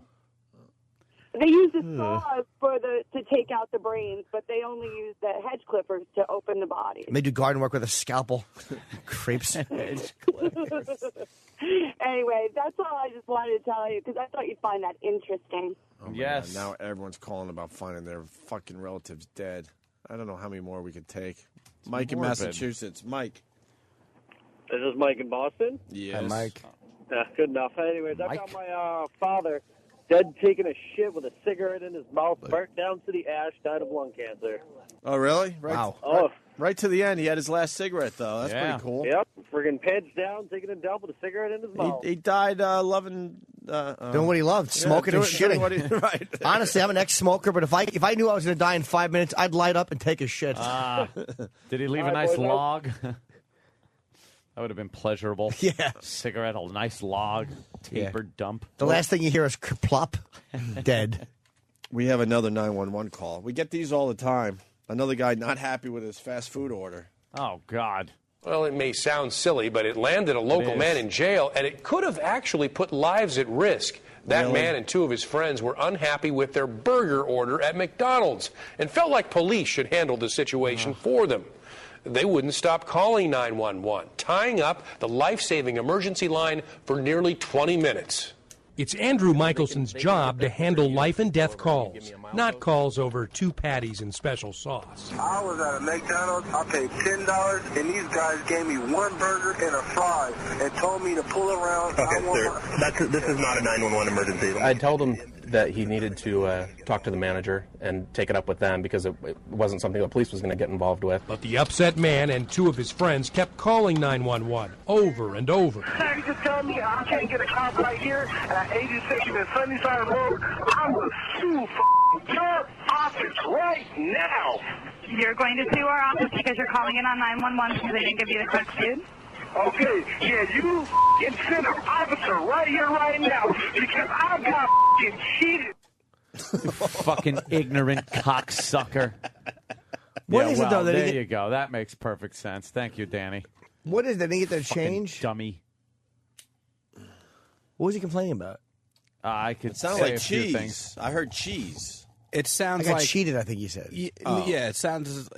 It's kind of weird, but it almost sounds like they didn't give him all of his food. Like he paid more money than what he got, and they wouldn't. Like I guess they were arguing, and they wouldn't help him out. I don't know. What is the difference? And just to play devil's advocate, like if that's a legitimate call, like if they don't give you the right amount of money back and they're refusing, what's the difference between that and just walking by someone who has money on their table and just taking it off? It's like they're fucking stealing from you, and the option is I'm going to go in there and knock somebody's fucking teeth out. I know 911 is not the answer, but it's like, how do you... You know what you do? You fucking calmly talk to the manager and explain the situation, and I bet 99% of the time it all works out in the end. Because they just, these dope fucking managers there, unless they got a stick up their ass, probably are just like, but I'm sure one of these fucking guys, I could tell by his picture, he just looks like a fucking cocksucker. Hey, where's my fucking shit? Motherfucker. What? All right, shut up. Good. Ugh. He started cursing, and we get that a lot, where people will try to abuse us and take it out on us. The 3 men made such a scene outside the drive-up window that other McDonald's customers started calling 911, fearing for the safety of restaurant employees. Meanwhile, the upset men used a new tactic to get attention from dispatchers. Oh my gosh, the lady at McDonald's has a gun pointed to my head. I'm going to send the cop. Does she have a gun pointed to your head? Yep, right now. You going to send the cop? Yes, I'm going to send you a cop. What is your name? My name is Shirley Martin. Police say there was no gun. They arrested 23-year-old Jeremy Martin for improper use of 911. His two friends fled the scene. Dispatchers say the abusive, selfish 911 calls could have easily put other lives at risk, all over a hamburger. I got robbed for my money. Sir, you did not get robbed. I'm going to disconnect with you now. Oh, good. This guy won't get anything, though. And if there's three thugs outside your thing making like an $8 fucking beef, and if your company fucked up, why wouldn't you just give them their change? Unless they were wrong. Yeah, at that point, fuck them. Fuck them. God, that's annoying. Ugh. That happens too much. Yep. The 911 thing. Ignat motherfucker. Let's go to Larry. Larry. Yo. Hi, Larry. Hey, the guy said that they wanted them to pull around. Is that right? Yes. Yeah. Okay.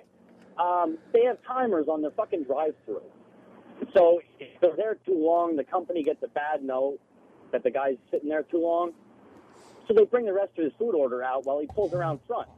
Yeah, I've had to do that before. They tell you pull up and you wait in a little area and then someone comes out with your shit. Yeah, and this dumb motherfucker doesn't get it. It's a pretty easy system. No, he doesn't. All right, guys. Dumb motherfucker. All right, sir. Well, the hedge clippers got a few people pissed off. Mike in Chicago. What do you got on the hedge clippers, Mike? Hey, guys. Hey. That girl's completely full of shit. They have very specialized tools. They don't just grab garden implements to do an autopsy. She didn't sound much like a pathologist either. I've done a bunch of autopsies. She sounded like a freaking idiot. They use something called a sternal saw that goes from the vertex all the way down to the xiphoid process to open the rib cage. Beyond that, there's a Y incision that goes right below the xiphoid process that they can access all the other internals, pancreas, liver, intestines, etc. All right, so shit. is there hold on? Is there a tool you guys use that looks kind of like hedge clippers? I can't think of anything like that. The sternal saw looks just like a mini reciprocating saw. Well, hold on. Danny has one up on this thing here. Dan, I've seen that too. That's the one that opens up. It looks like a giant plier, but it opens up and probably snaps shut with a blade. Yeah, this is called rib cutters. Yeah, rib cutters. Yeah, that's not hedge clippers though. There's it's just a bone snip. Is there it looks more like, if anything, it looks more like a pair of tin snips or something like that. Yeah. Absolutely. How strong are they? Do you open them up and they snap shut, or do you have to push them shut? You've got to apply force to cut through the bone. Oh, oh God. Good time. Just like cutting a baby back rib. Does it make a nice sound when it snaps? Oh, of course it does. That was always a good feeling when you had to do something those, with hedge clippers and you finally got it. Oh. It's pretty much the same, like a small branch or something like that. Pruning shears. Just the right force and right through. All right, thank you, sir. Love you guys. Happy birthday, Jimmy. Thank you, buddy. We got some info on taking a shit from David in upstate New York. What part of upstate New York, David? Hey, $1,000, Opie. God damn, I love that area. Hey, I love Thousand Islands? Oh. Where is it? I jet skied my ass off in between maybe a couple dozen of the Thousand Islands. Is that where the dressing comes from? Thousand Islands? You've never seen Thousand Islands? You should No. look up pictures. Like, there's literally 1,000 islands, and a lot of them have just one little house on them.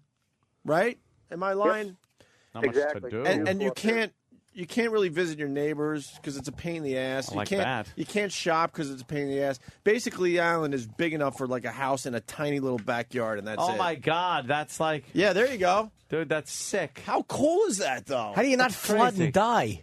How cool is that? It's for a lot of. We're looking at one. Just to get away from. I'm surprised Anthony hadn't built his compound up here yet. You have to leave eventually for Well, something.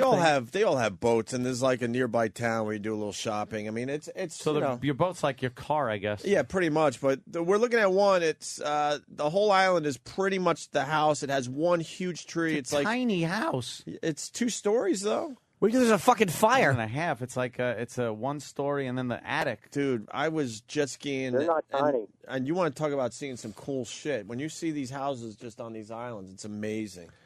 Dude, that's scary. You know how easy that'd be to rob? You quietly sneak up on something, you break in, and that's awful. They're mostly they're mostly summer houses, obviously. I mean, It's the same house. How cool would that be, though? You'd spend a weekend on a tiny little island in a house? No. Why not? I don't want to. Where does your duty go? Be on a cruise ship. Look, some of them look like, that's a big house. Glorified lighthouses, Yeah. and some are bigger than others. That's much nicer. Where does your duty go? Does it go into the water? Right into the water, Jimmy. No, Oh, yeah. you're not allowed to pump duty in the water. Oh, yeah. I was No, you jet have skiing sewage right over systems duty. built in. Huh? You have sewage systems built in. Oh, okay. Are you near Canada, David?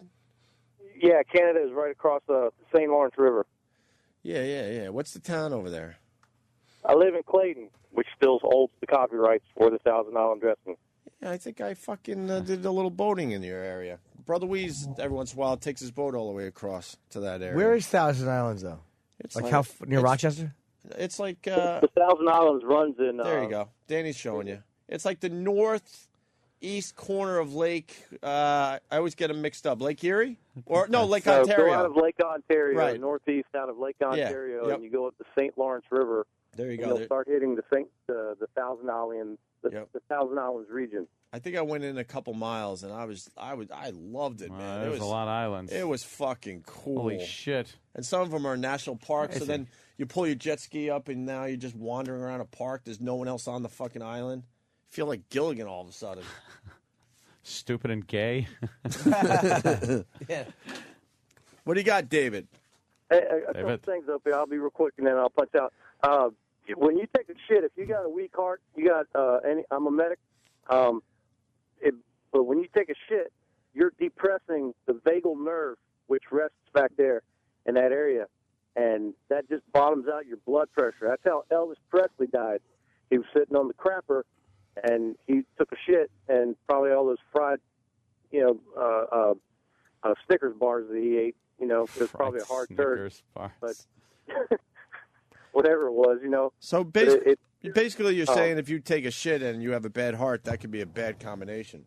It is. I mean, in fact, in cardiac units, they'll tell cardiac patients they have to go to the bathroom. A nurse has to pretty much, either A, be there to escort them, or they have to have a pull rope in case they fall off the toilet so that somebody can be there to assist them very quickly. Right. So the next thing I got to ask you real quick is, F.H. Rowley was named after your niece and your father. Yeah. What was your father's name? Fred. Great. So that's one more piece of trivia I know. My name's Fred. Yeah, I was supposed to be Frederick Wilford Hughes III. Brimley. Cool. There's a little trivia for you. And my mom said, hell fucking no. We're not naming our son Frederick Wilford Hughes III. Why not? F.W. Hughes sounds rich. Hell fucking no. F.W. Hughes III? Sounds like you have money. Harumph. My mom did the right thing. I don't want to go through life as a Fred. No offense to the Freds out there. One of my best friends' name is Fred. I hate the fucking name. You wouldn't be a Fred. You'd be an F.W. And then you'd be the head of a board somewhere. Yes. F.W. Really? Hughes III entering the room. In charge of cement bags for lunch. Sounds very fancy. Yeah. Does it? Jimmy, did you enjoy whacking off in your trailer? I did. Oh, yeah, I did you actually. whacked off in the trailer? I jerked off for like 10 minutes, and then a Twitter. bunch of fucking kids came by, and they pounded on my fucking door. And I was That's like, when you came? Hi. You jerked off before you went on the movie set? Yeah, but I didn't Wouldn't that come. make you tired? Didn't matter. I was okay. I was going to be sitting for my scene. I get tired after And one that last shit. question, and I'm punching out. Anthony, what were you drinking the other night when you were on, whatever it is you do? Every time I have a beer, it's Bud Light. Unless, it's a Guinness, but that's the weekends. Well, okay, wasn't a Guinness. That's what I noticed. So you had Bud Light? Bud Light. It's like lemonade. Okay, thank you, guys. Punch it out here. What the fuck was that about? Too many personal questions. Yeah, another fucking stalker. What is he, profile? Jesus. You got a stalker? I don't know what the fuck's going on. Guy decides to just come over my house. What? You had a guy come over your house? Oh, yeah. Really? Yeah, listener. Just fucking comes by. You're kidding, right? Found out where I lived. Knocked on the door? Just knocked on the door. I answered the door. I'm like, did he invite him in? How you doing? He goes, oh, I just figured, saw you're home. And wow. I was like, yeah, all right. You want a beer? You bring him in? In the back. I figured, I don't know. I didn't know at that Way point. to discourage him. I didn't know at that point what to do. Do you? Your door's going to be ringing all day. No, because I made a point after that. I mean, yeah, isn't that great? Yeah, that's wonderful. What? There you go. That's nice. Oh, yeah, it's just beautiful. Yeah. Thank you for that. I think Can that you be blocked from that? I think that could be dealt with. Yeah, to tell you the truth. Yeah, I'll get right on that. Jesus Christ. Anyway, yeah. So, but I'm thinking, okay, there's two ways I could go here. I could, tell him, hey, look, shove, take off, I'm busy, or I'm doing, or whatever. And well, you can say, sure, I'll be happy to sign that album, Mr. Chapman. yeah, exactly. I figured it would be a better way to find out who this is and what they're up to, and to maybe discourage other things by showing that I'm really not to be fucked with. Because I did come to the door fully loaded. And I say it all the time. I go, people fucking, they laugh. They call me a maniac because I'm fucking got a .40 caliber on my hip when I'm at my house. But then 9:30 at night, someone's knocking on the door. I open the fucking door up. There's some guy. I don't know, from a hole in the fucking wall. So what the fuck? And I didn't even have an overshirt because I'm at home, so I don't have to fucking conceal at home. So I'm just standing at the fucking door. I got a pistol on my hip, and I'm fucking like, hello, can I help you? Why are you opening the door, man? Why aren't you talking through like a little intercom system? Because you can't shoot people through an intercom system. No, but you can find out who they are. I'm teasing, of course. Oh. No, I kind of look through the little window thing, and then I open the door. You don't have an intercom system? Not right at the front door. I got one. Like, if somebody rings that little bell, I could talk to them from the phone. I could pick up the phone and be like, hey, so if I'm upstairs in the room, I could kind of talk to downstairs, shit like that. But, no, so he comes over, and then he sits down and having, a beer, and Danny was there, which was good, Was he a psycho, Danny? Well, to be perfectly honest, I had no idea that this guy was just some dude because it was very, the conversation was very flowy and natural. See, I was getting info and seeing what he knew, and apparently he knew a lot about, my past and my stuff, but stuff that I've said on the show. Maybe it's an old friend. No, because I said, you sure it wasn't did your you go brother? to John Glenn or something like that? And he goes, no, I went to Half Hollow Hills. I'm like, I didn't know anybody from Half Hollow Hills. But he knew, that I used to hang out at, the House of Beer in Elwood and shit like that. And it was little things like that. He that knew made some me... people that I knew, and then he was like, oh, yeah, you with that black bicycle. And I'm like, what the fuck? Like, what? And He just knew you from the past. He knows. No, dude, I don't know this fucking guy. I don't know the name. I don't know this guy. But then the part that really started to creep me out was he said something like, he's like, yeah, I drove by some other time. Oh, my God, yeah. He's like, yeah, the lights were on, but yeah, I didn't come by. She's like, why are you doing that? He fucking, and I found this out. That's creepy. He Twittered my sister and said, I went by Anthony's house just a little worried. The music's blasting and the lights are on. His truck's out front, but I can't find him.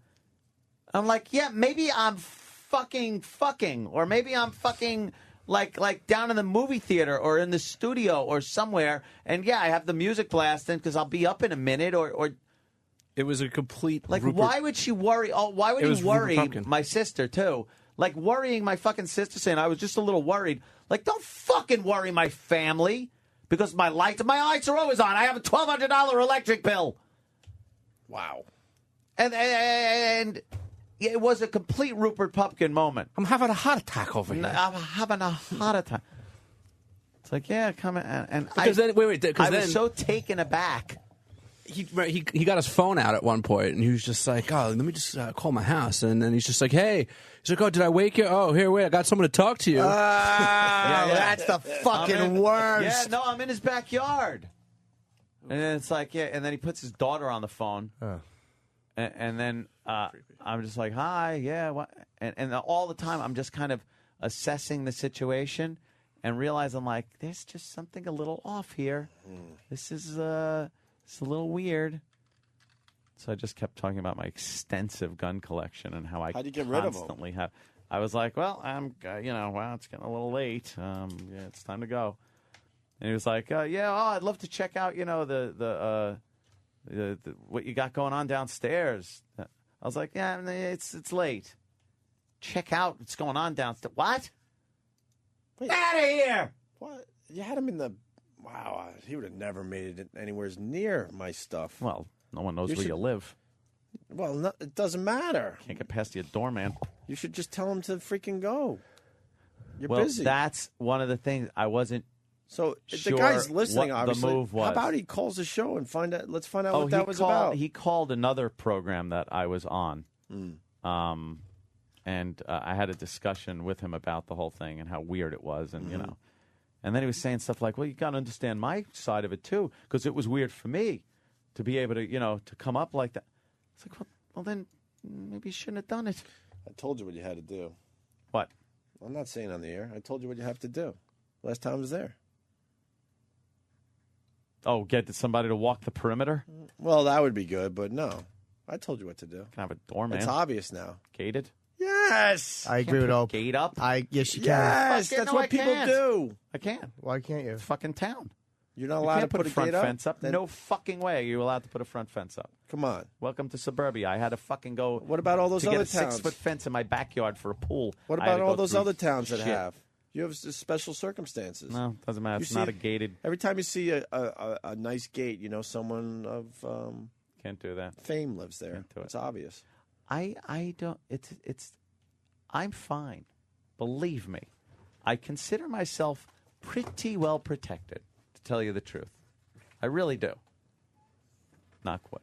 But I just thought that was like the oddest fucking thing to have happen. But yeah, it's the what it is. It's the scourge of the new technology.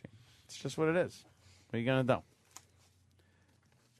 What are you gonna do? But I know who it is. I got names. I got pictures. I got everything else. So well, you should call the show and let's find out what the fuck that's all about. It's like people get like a little overzealous. Like I have to think to myself, how would I be if I knew where, say, like De Niro lived, and I knew I could knock on the door and would he open it? Because I had Paul Stanley's cell phone. Dice gave me Paul Stanley's cell phone, and you didn't call it. I did. I blocked the number. Did you hang up right after? I just wanted to hear the message once. I only called it one time, and I heard his outgoing message, and that was it. I never called again. I'm not going to hassle him. It was one time and done. And if he would have answered, I would have just asked for another person, and I never would have bothered him again. Yeah. But I had to make the call once. So if I knew where Paul lived or De Niro or Ozzy Osbourne, I would probably. But I wonder if Paul Stanley is okay with you calling it once. You know what I mean? No. Why would he be? He doesn't know me. Yeah. I mean, we interviewed him once. He'd probably go, oh, hi. Like, what the fuck do you want? Yeah. It's invasive. It's inappropriate. A lot of people are saying they'll be stopping by your house later this weekend. All right. They're very excited now that you set a precedent. Cool. Precedent. This guy, him and his boys will be up to see you this weekend. Okay. This guy wants to know what you're doing later. Mm-hmm. Very good. I guess you did what you thought you should do at the time. I did. I would have been too freaked out. To me, to go like, hey, what are you doing? Get out of here. Would seem to me to maybe, if there was going to be a problem, to bring out aggression. Mm-hmm. And then I'd have been like looking over my shoulder the whole time, like leaving and everything like that, which I do anyway. But it just would have seemed to me to be a little more hostile if I would have done it that way than to just go, all right, let me do it this way. I'll gather up some info. If I send some guy away, I don't know who the fuck he is, where he's from, what he's doing. Now I got all the information that I need to get any kind of complete background check or anything like that on this guy. I got all the info. I got name. I got picture. I got apparently he follows everybody on Twitter also. You're there, Jimmy, Dan, Travis. Everyone's followed, by the way, except me. Mm-hmm. It's very odd. Why? I don't know. Isn't that weird? Yes. Yeah. Very weird. You have interesting tweets. Hmm? You have interesting tweets. Like, why wouldn't they follow you? I don't know. Well, I don't know why he doesn't. He probably does under a different Twitter name. Maybe it's a different Twitter name, perhaps. I don't know. But I was sent like an email last night from somebody that had some contact with this guy, and said he was, a little off kilter at certain times, being a little weird with certain message board posts and things like that. So now I'm just kind of like, all right, well, what are you going to do? That's why I like having security in my building. Not that he's a dangerous guy, but it shows you that you can. But then again, you know what? Dangerous people can be anywhere. It really is. We're public figures, quote unquote.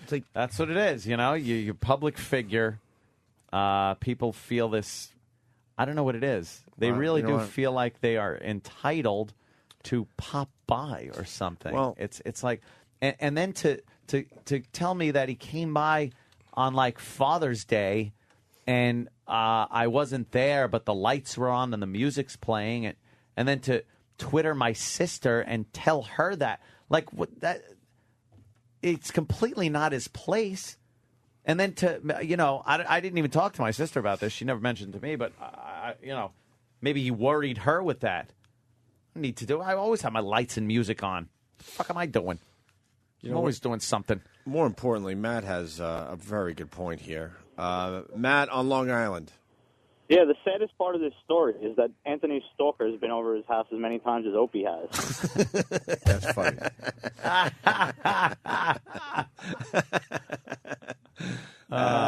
Goddamn, John from John on the phone there. Oh yeah, let me go. We'll go there next. Tim in Atlanta. Tim. Hey, good morning, Anthony. I've got the perfect solution for you. Yeah. A giant black man that carries the umbrella for Michael Jackson is looking for work. You need to hire him for security. Ah, there you go. Yeah, he's out of work, Ant. All right, check it out, guys. Let's go to John, who's calling from Ant's house. John. Yeah, we can't figure out how to turn off that Guinness tap and the damn projector. How do you turn that on? You need some help? All right, I'll send Keith over. He'll help you. Let's go to Tom in Stony Brook. Tom. Hey, what's up, boys? How you doing? Hey, man. All right. Hey, Ann, I hope when I come over this weekend, I see a little sign out front that says trespassers will be shot.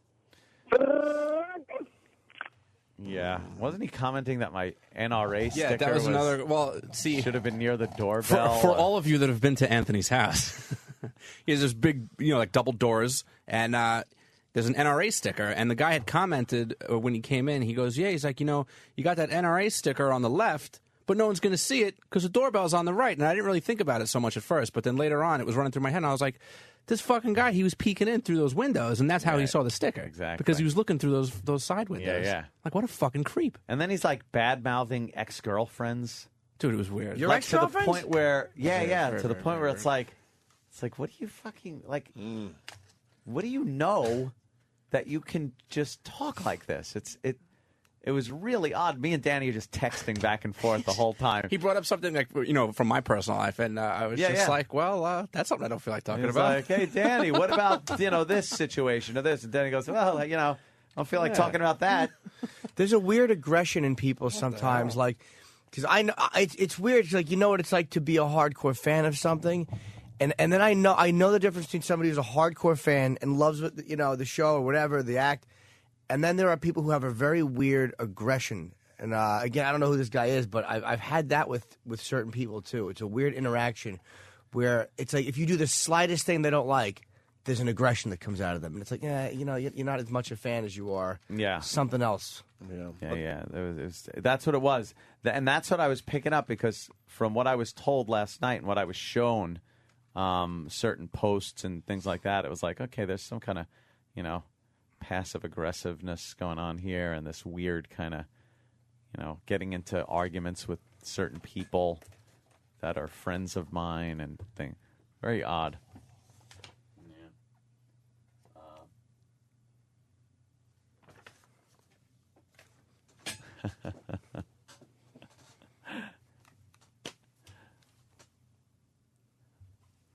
On the nosy. Yeah. Should we take a break? Yeah, take a break. We got to discuss a couple of things. All right, Opie and Anthony.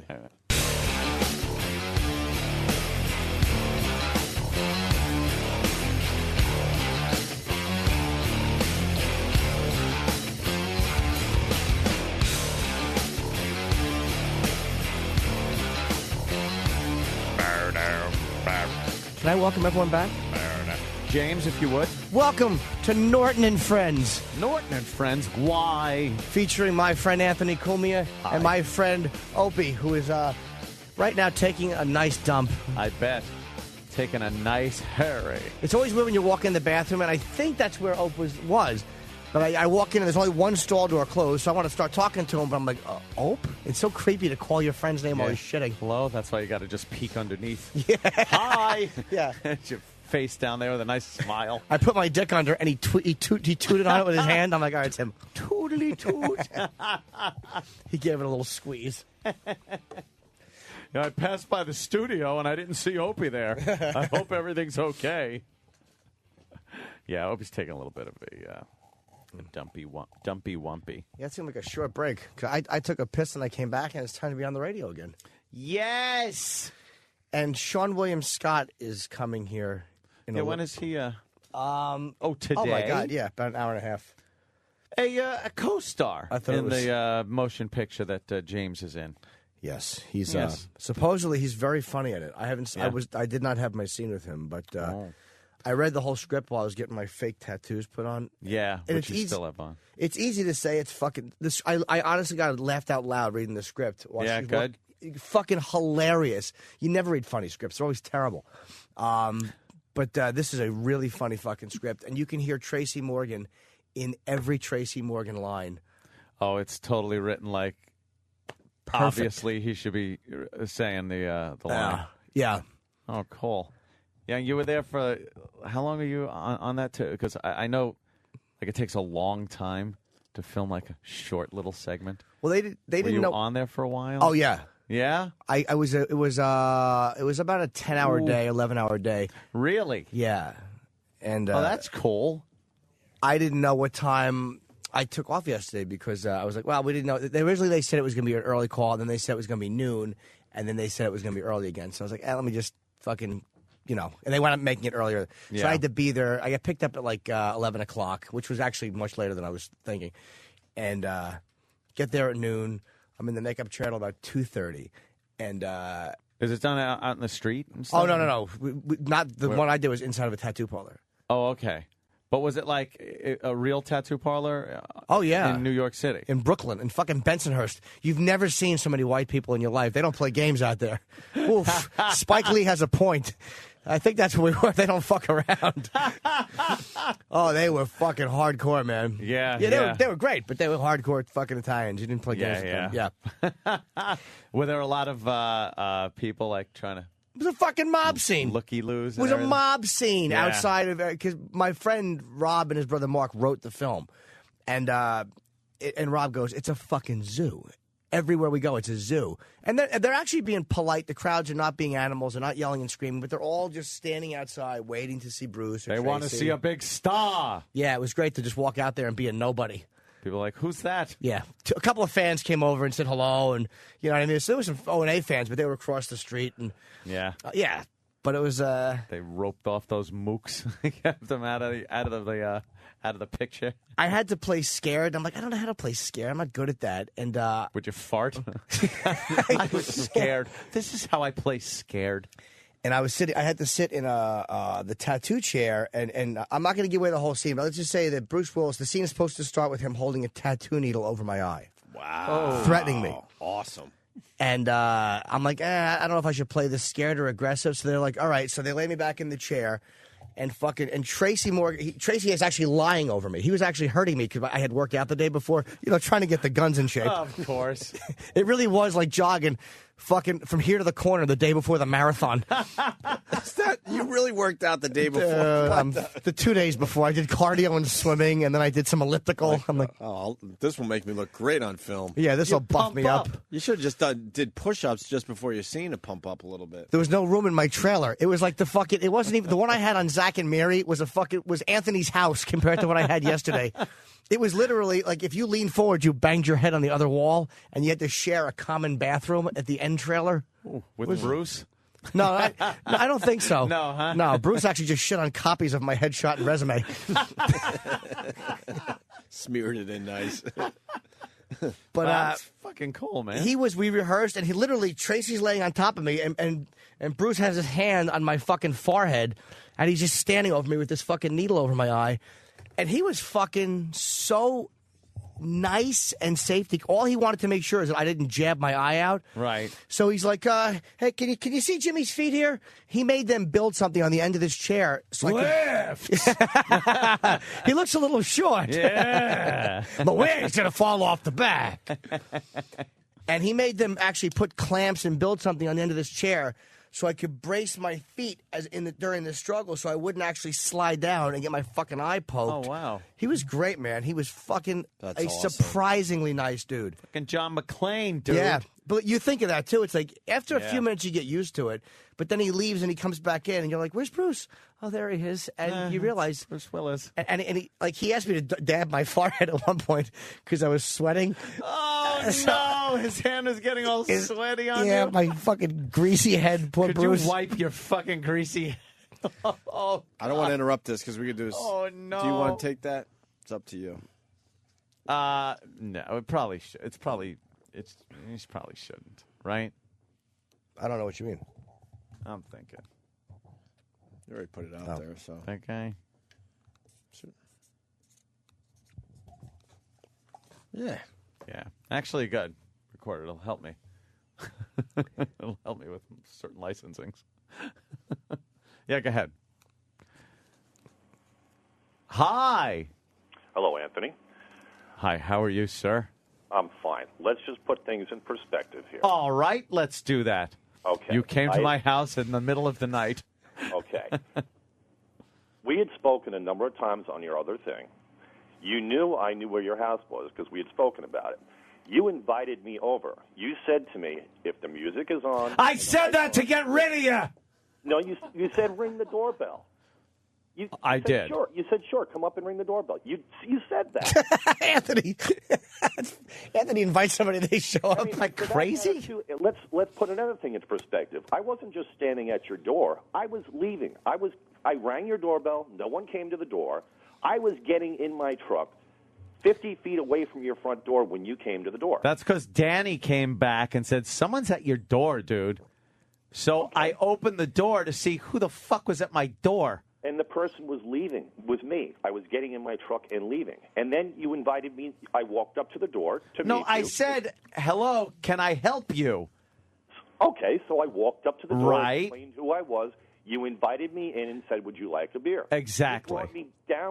You brought me into the house, down to the basement, and poured me a beer. Right. Okay. I was being cordial. The thing is, if anything, I was the one that said I was going to leave.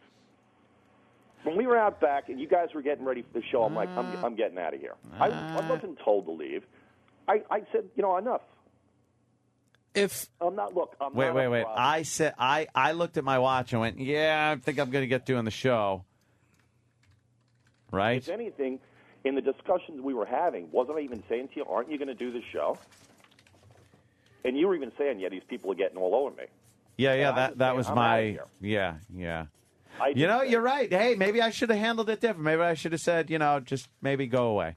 I have no idea. What are you getting at? I'm just saying. I thought it was. I apologize if I scared you in any way. But I mean, you didn't scare me. I've never in any way. And rang the doorbell if you didn't say to me a couple of weeks ago when we had a discussion on air, and you knew I knew where your house was, and I said to you, yeah, I like exactly. That was the kicker right there. Was that you knew where my house was, and you still said to me after the fact that I knew where your house was. That, yeah, if the music is on and the lights are on in the backyard, ring the doorbell. I didn't bring that up. You did.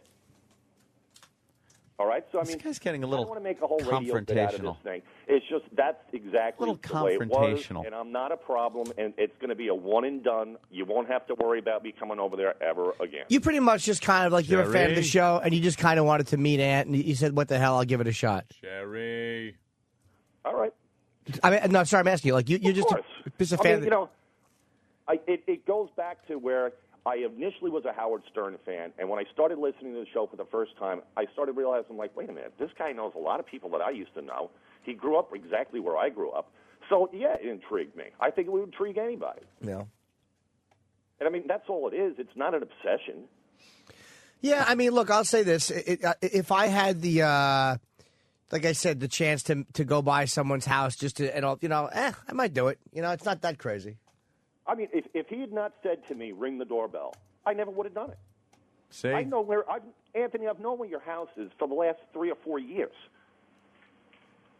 See, don't you find that a little weird to just say and blurt out every maybe 5 minutes that you know where I live? Do you think me, as a person that is in the public eye, likes to hear people constantly tell me they know where the fuck I live? Do you understand that's a little disheartening to me? It's a little fucking weird to me, not just that people do know where I live, but that for someone to bring it up this many times is a little weird. Do you understand that, maybe? Well, then maybe you shouldn't be inviting that person over.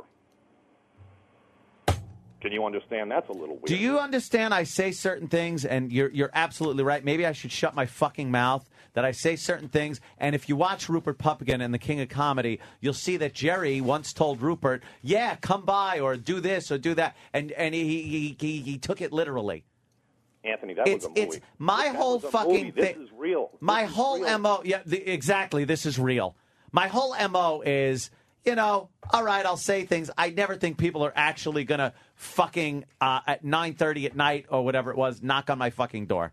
That's what I mean. So, you know something? Yes, I've been educated very valuable education from you, sir. That I will never again bring that up. The fact that you kept telling me you knew where I lived, I was trying to appease you a bit because By you saying, kept. if you see the lights on and you hear the music blasting, ring the doorbell. That's appeasing? That's inviting. Yes, that's appeasing. That's appeasing because I didn't think anyone in their right mind would actually do that. But okay. I mean, just to kind of mention that you've been around before, and well, this is Danny. Bottom line, I am not a problem, and it was a one and done. You won't have to see me ever there again. To me, honestly, you don't sound like a problem. You sound like somebody who just a little overzealous, which is not necessarily dangerous. It's just you have to understand from the other side because you're just looking at like, hey, I'm a fan. I came by. On the other side of it, like when you're quote unquote in the public eye, even though the fan or the listener is well intentioned, it can be a little scary just because all of a sudden there's someone at your door, even though your intentions are not bad. I'm sure, absolutely. But the thing is, when that person, Anthony easily could have said to me, I'm busy right now. He invited me into his home. I was into his home. I was put in a bit of an awkward position right there, and to tell you the truth, I was trying to get as much, background on you as I could. Okay. And fine. We had a beer, nice conversation. So no problem. So when you invited me over, you didn't mean it either? No. I wanted to get all the info on Opie that I could possibly get.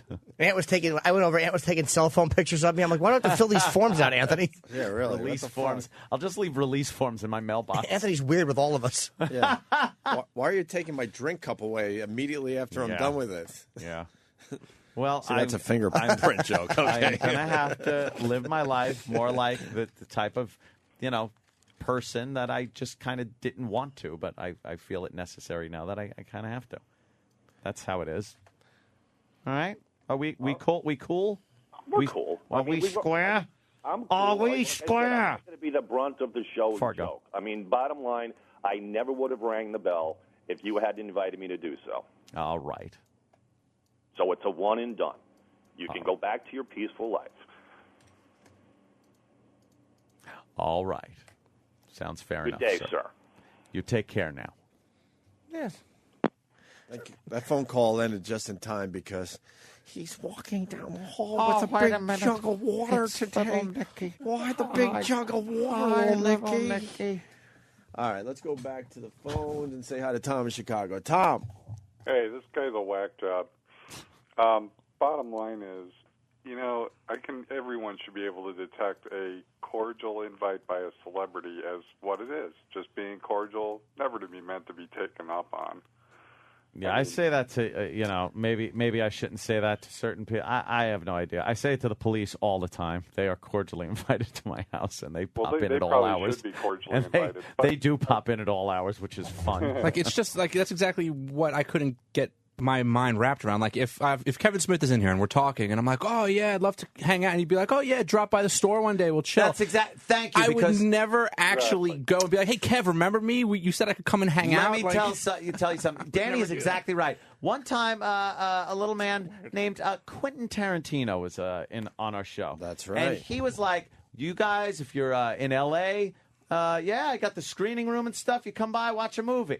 Let's fucking do that. And the thought... I know what you're about to say, but you know what it is, Quentin Tarantino. Let's fucking do that. Of going to the internet, finding out where Quentin Tarantino lives, dropping by his house and saying, Quentin, remember you said that we could watch a movie at your... It goes without saying that it's kind of a... Stop comparing yourself to Quentin Tarantino. I'm fucking more brilliant than Quentin Tarantino, my friend. Of course we got to go watch a movie with Quentin Tarantino. What are you getting at? Don't wreck my opportunity to watch a movie with Quentin Tarantino. Thrown out on your head. I have to remember when you said... I got to point out the difference, though. Okay. The difference is this is a daily radio show where it's like, and I'm playing just like from that other point. People kind of feel like they're hanging with us, and when you're in someone's life, but they're not. No. What I'm saying is, you're in 5 hours a day. They kind of get to know you. It's a very interactive show. Yeah. Whereas Tarantino's a guy who comes in once and makes it something. But this is an interactive show. Thing, I understand that offer thing is just a little, probably. Let's say hi to Brian. Oh, is that Jesus Christ? Brian, see? Look at that. There you go. Easy as pie, huh? Brian. Yeah. Brian. And I was sitting there, and I was in your show the night that happened. Yeah. Now, everybody in the room, I love you to death, man, but everybody in the room was telling you that this guy was creepy and giving everybody the deuce chills, that he was a stalker. And I remember you sat there and said, yeah, if the music's on, yeah, come up, ring the doorbell. Everybody in the room was telling you this guy was a stalker because he just knew way too much about you to just be, a regular fan. See, I'm still living my life like I'm fucking tin-knocking idiot. I'm going to have to fucking, now, what? That's right. Let's go to Dave in Levittown. Dave. Security. Good evening. Good evening. Oh, Dave. I just want to make the note that Danny's over there, Mr. Protector of Anthony, and wasn't he always showing up like you guys did creepily in the background of old pictures and whatnot? Oh yeah, see, Danny was like that. Only he got in the inner circle. And I got and Travis and E-Rock. Yeah, they were all creeps. Yeah, I got invited to an event at the Hard Rock that I showed up to. I wasn't showing up at people's houses. You weren't supposed to show up at that event. I love the picture of Travis in the audience of the press conference. That's a when we were great one. announcing we were coming to Sirius. I was dropping off XM a or resume to be an intern. Danny at the rally. I'm bringing that picture in Dan again. giving me his card from the Bone. Right, we just at hired the all Hard of them. Rock, which I promptly threw away. Yeah, our old intern Ricky was at that same event. Yeah. Good old Ricky. They were all a bunch of. We hired a bunch of fucking creeps. How do you think I met Dice? By fucking walking up to him at the store. Hi, I'm a big fan. And being a creep and hanging out. I guess it works. Ron the trucker. Ron. What's going on this morning, boys? Hey, Anthony, Ron. what you need to do is just, hey, I'm going to have a bunch of helicopter buddies come over here, and we'll just fly around the compound one evening and do a little night 3D flying. Yeah, you got to do a little night flying. A little helicopter night flying. Nah, I that got heat shit. I got security. Because I know he's I got gotta a get room some full cameras. of nice helicopters up there, fire up a couple of turbines, and just really buzz the shit out of the neighbor's house. Yeah, right on. Let's go to Sean in Georgia. Here's the first. Hold on a minute. Here is the text thing that my sister got. Here it is. It says, "Call your brother and make sure he's okay. I was by his house an hour and a half ago, and all the lights and music are blasting, and no A." Like you. It seems to me you don't know me well enough to know that that's a weird thing, because it's not. To have the music going in the backyard and the lights on and me not even be back there, maybe I'm downstairs for a minute. All right. You know, grabbing a beer. Maybe I'm hanging with friends at the bar, and then I'm come upstairs. Like, to me, that was... All right, let's go to little Sean in off. Georgia. Sean. Hey, guys. Hey. First, I want to say I was with the caller until he kept saying it was a one-and-done thing and you can go back to your normal life. But, Anthony, if you're going to be advertising your place as a huge party where there's tons of young naked girls running around and everything, you probably shouldn't be throwing out sarcastic invitations. Oh, and then people realize the truth of the matter is it's just me and Danny drinking a beer. Two fucking fruits. Anthony's got the only private residence with a hole drilled in a bathroom stall. Jesus. Fucking him and Danny on either side, pretending they don't notice the other guy. And then neither one, after they both fill each other's mouths with goo, they never mention it when they're in the backyard drinking. Just two men talking about chicks. Rock on Long Island Rock. How much a carpenter charges to put in a glory hole? They're so cheap when you do them yourself. Anthony. Yeah. Listen, Monday morning when Opie says it's just him and E-Rock and the other idiots and Anthony's not in, we don't want to find out that next week it's because he had a confrontation with some exuberant fan who decided to triangulate all of the stories you tell us about the little Italian restaurant near your house and the gym. I mean, everybody can kind of figure out what exit you hit the LIE and then backtrack and follow you. I want to go to the compound and see the naked girls, too.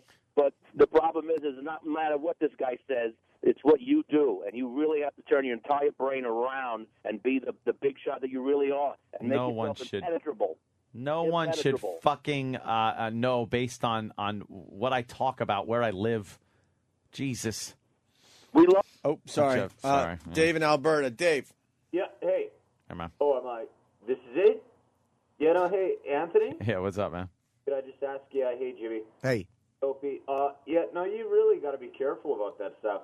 Because, I mean, you turned my life around, man. There's a lot of people who really, really... I mean, I get up at 4 a.m. to listen to you guys every day, man. You changed my life. You got to be careful about those people, man. And I won't have anybody come You sound over like a here. nice guy. Why don't you come by the house? Sorry, I can't get across the border, unfortunately, but yeah. Oh, shit. Why? Oh, shit. Why can't you cross the border, Yeah, murder Dave? rap. Criminal record, whatever, man. Yeah, whatever. What'd you do? He probably murdered a radio host. He's the guy that shot fucking Bogosian's character. You know, I said, good show, fucker. You're dead, fucker. You're dead, fucker. Not quite, but no, just Anthony, man. You got to be careful about that kind of stuff, dude. know. A criminal's telling you that. Man, you're a big man. This guy is probably just a fan. He's a little, you know, again, we all get a little overzealous as fans sometimes. I've done it myself. Exactly. But you're lucky that it wasn't a bad situation. Like, it could have been a really bad situation. But shit, what if the guys... They're lucky. They're fucking lucky. Well, everyone's lucky. I'm lucky because, again, I have a mortgage to pay. I don't need one of you guys getting fucking popped. What if he showed up with a gun, man? You never know. You never know, man. What if he did? Then it would have been a great fucking battle. Would have been a great gun battle at my front door, motherfucker. Jesus Christ. What's wrong with you? I'm insane, You are I know. insane for real. I'm kidding. It's a character I play on the radio. Yeah, dummies. It's called Anthony Comia, an odd character. Let's go to Rich in Jersey. Rich. Hey, guys. Morning. Hey, Morning. Opie, I seem to remember a story you told on the air that you were in Los Angeles and you happened to stop by Barry Williams' house for dinner at some point. Well, it's Barry insisted, kind of like Quentin Tarantino, if you're ever in L.A., you know, stop on by and say hi. I didn't know where he lived, and I called from, where did I call from? Venice Beach. And I'm like, what the fuck, I'll give this a shot. I'm going to be out here for a while. And I called him up. And he goes, fuck, you're in L.A.? I wish I had a better story where you could throw me under the bus. But he goes, fuck, you're in L.A.? Come on over. I'm like, are you sure? I was even playing that game. You really sure? He goes, yeah, come on over. And then he gave me directions to his house at that point. And then I did show up. And it was awkward. Like, maybe he was trying to just be nice because then he served me his leftovers. Leftovers? Yeah. They whipped together some leftovers. And didn't you have all the Brady Bunch episodes on VHS? Yeah, absolutely. It was all on VHS. Brady Bunch he should have started showing memorabilia those. all over the house. You run out of the house like fucking leave a hole in the shape of your silhouette Yeah, right. in the door. It was surreal to be in his house though, because he's like a fucking TV fucking icon. Yeah. But then he's I see him and his wife whispering over right around the refrigerator door trying to figure out what to serve me. Oh no! How embarrassing! I wish I would have, spoke up and said, "Why don't we go to dinner, or why don't we get some fucking takeout?" It was some weird pea pasta dish that I hated. Mind if I spend the night? Because I'm a red sauce pasta guy, not that cream sauce shit. Yeah. But I wasn't going to say anything. What are you going to say? It's Greg Right. Brady. Yeah, he had Love to of have cream God. sauce. Oh, by the way, he had the nice red sauce over some nice fresh pasta. Oh, he did. Which made He it even gave you the shit. Which made it even weirder. It was Jay. Me and Jay stuffed over there. You brought a friend? I was hanging with Jay that day. You told him me and my buddy are in town? No, I said I just told Jay I'm going over there. You want to come over? I didn't even tell fucking Barry. Oh, you're worse than this other guy. Because I didn't want to go there alone. Well, he probably wanted you to come That's alone. funny. I just didn't want to though. So I said, Jay, and even Jay's like, "You sure?" I'm like, "Yeah, fuck it. Yeah, Let's fuck, go over it's there." Greg Brady. We had martinis in the back. His wife's whipping up the leftovers. Wow. Barry's agent was there. That's funny. One of the brothers that we all know. Yeah, that's the story. There's not much else to it, really. Doesn't have to be. That's that was pretty the good only. right there. But that was the only celebrity invite I ever took someone up on. Wow. We get them all the time, but for the most part, you do feel like he didn't really mean it. Never. That's just it. Although Kevin Smith offered us playoff tickets, and I absolutely took him up on that because I'm a big hockey fan. Kevin's different though. He's a friend, man. You could tell that was after the show. I'm like sincere. Yeah. After the show, I'm like, if you mean this, I'm there. You know that because I'm a big hockey fan. My team's way out of it. He goes, no, I mean it. I'm like, all right, cool. Then I'm going. Actually, he invited a bunch of us, and it was a good day. You've hung with Good him night. for hours, though. It's not like he's not a casual. He's a guy that comes in for fucking hours. You know what I mean? He's a buddy. It's different. Yeah, and that's it. That was the only celebrity house I ever was at. And ever. Oh, no, hung out with Dice once, too. In his little apartment after his wife kicked him out. Oh, you never at the old place? No. The old place was nice. Big. I felt bad for him. He had a tiny little apartment in Hollywood Hills. It's like, no, it's good. It's good. And I knew it wasn't good. He was just going through all that shit at the time. We had a good day, though. You want any more of these calls? If they're good or interesting. Oh, let's say hi to Jamie in Buffalo. I Informative. did pick up on this. Jamie. Hello. Hey, Jamie. Hey, Anthony, at the end of that call, he said, go back to your beautiful life.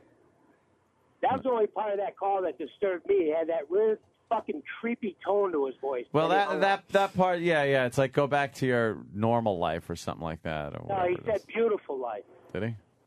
Yeah. If he would have just said, yeah, have a good day and hung up. See, what am I the asshole now? Now am I the asshole? Because I'm fucking, Well, you're. I call out the situation as being a little creepy, and now I'm the fucking asshole. I don't think you're an asshole. I don't think no. so. That's how it is. I think you were a bit creeped out, and you want to express that. Yeah. Mm-hmm. That's all, Anthony. Just watch your back. You're not a tin knocker anymore, buddy. When he was saying it's a one and done, I didn't take that as being confrontational. I took that as being like I really was just going to stop by one time, and now people think I'm going to stop by more. Like almost like what the fuck? It was one time. Like that's kind of how I didn't take that as being like fuck you, one and done. I took just that as don't him- like the constant. I know where you live. That to me is. I don't like hearing that like over and over. And I've known for 3 years. What? Don't think I've lived there 3 years. Whatever. Probably. I don't know. I text that I know where you live to you a lot, but that's just when I'm lonely and jerking off. Tell me what window you're in. I sent Anthony a very weird text when I'm about to come. Any of these others you want to, Nah. All right, we're done. All right, Yeah, why don't we take we're a done break? with We're going to regroup. We got Sam. He did What's the Haps at the Gay Pride I Parade. want to hear this. Sam probably the hit of the parade, by the way, with his twinkish little body. Well, we'll find out. We're going to find out next. But first, we'll do a combo platter with Sam. We'll go backstage with Prime Time. And now, Backstage with O&A. Here is Primetime Sam Roberts. I'm Primetime Sam Roberts, and the interns of the Opie and Anthony show are at war. Dennis, one of our new interns, sent a text to another intern and said that senior intern Paul talks to his coworkers as if they're shit and resembles Hitler in the way he works. We got a copy of the texts and confronted Dennis to clear things up. What do you think of Paul? Paul? She's a pretty serious guy, but, you know, he's a cool guy, though. Somebody told me that you thought that he reminded you of Hitler. Oh, really? Yeah. I believe he said that Paul is going to be Hitlering around tomorrow. Which is it sounds like something I would say. You said, I hate how Paul talks to people. Well, like, you got me. I do.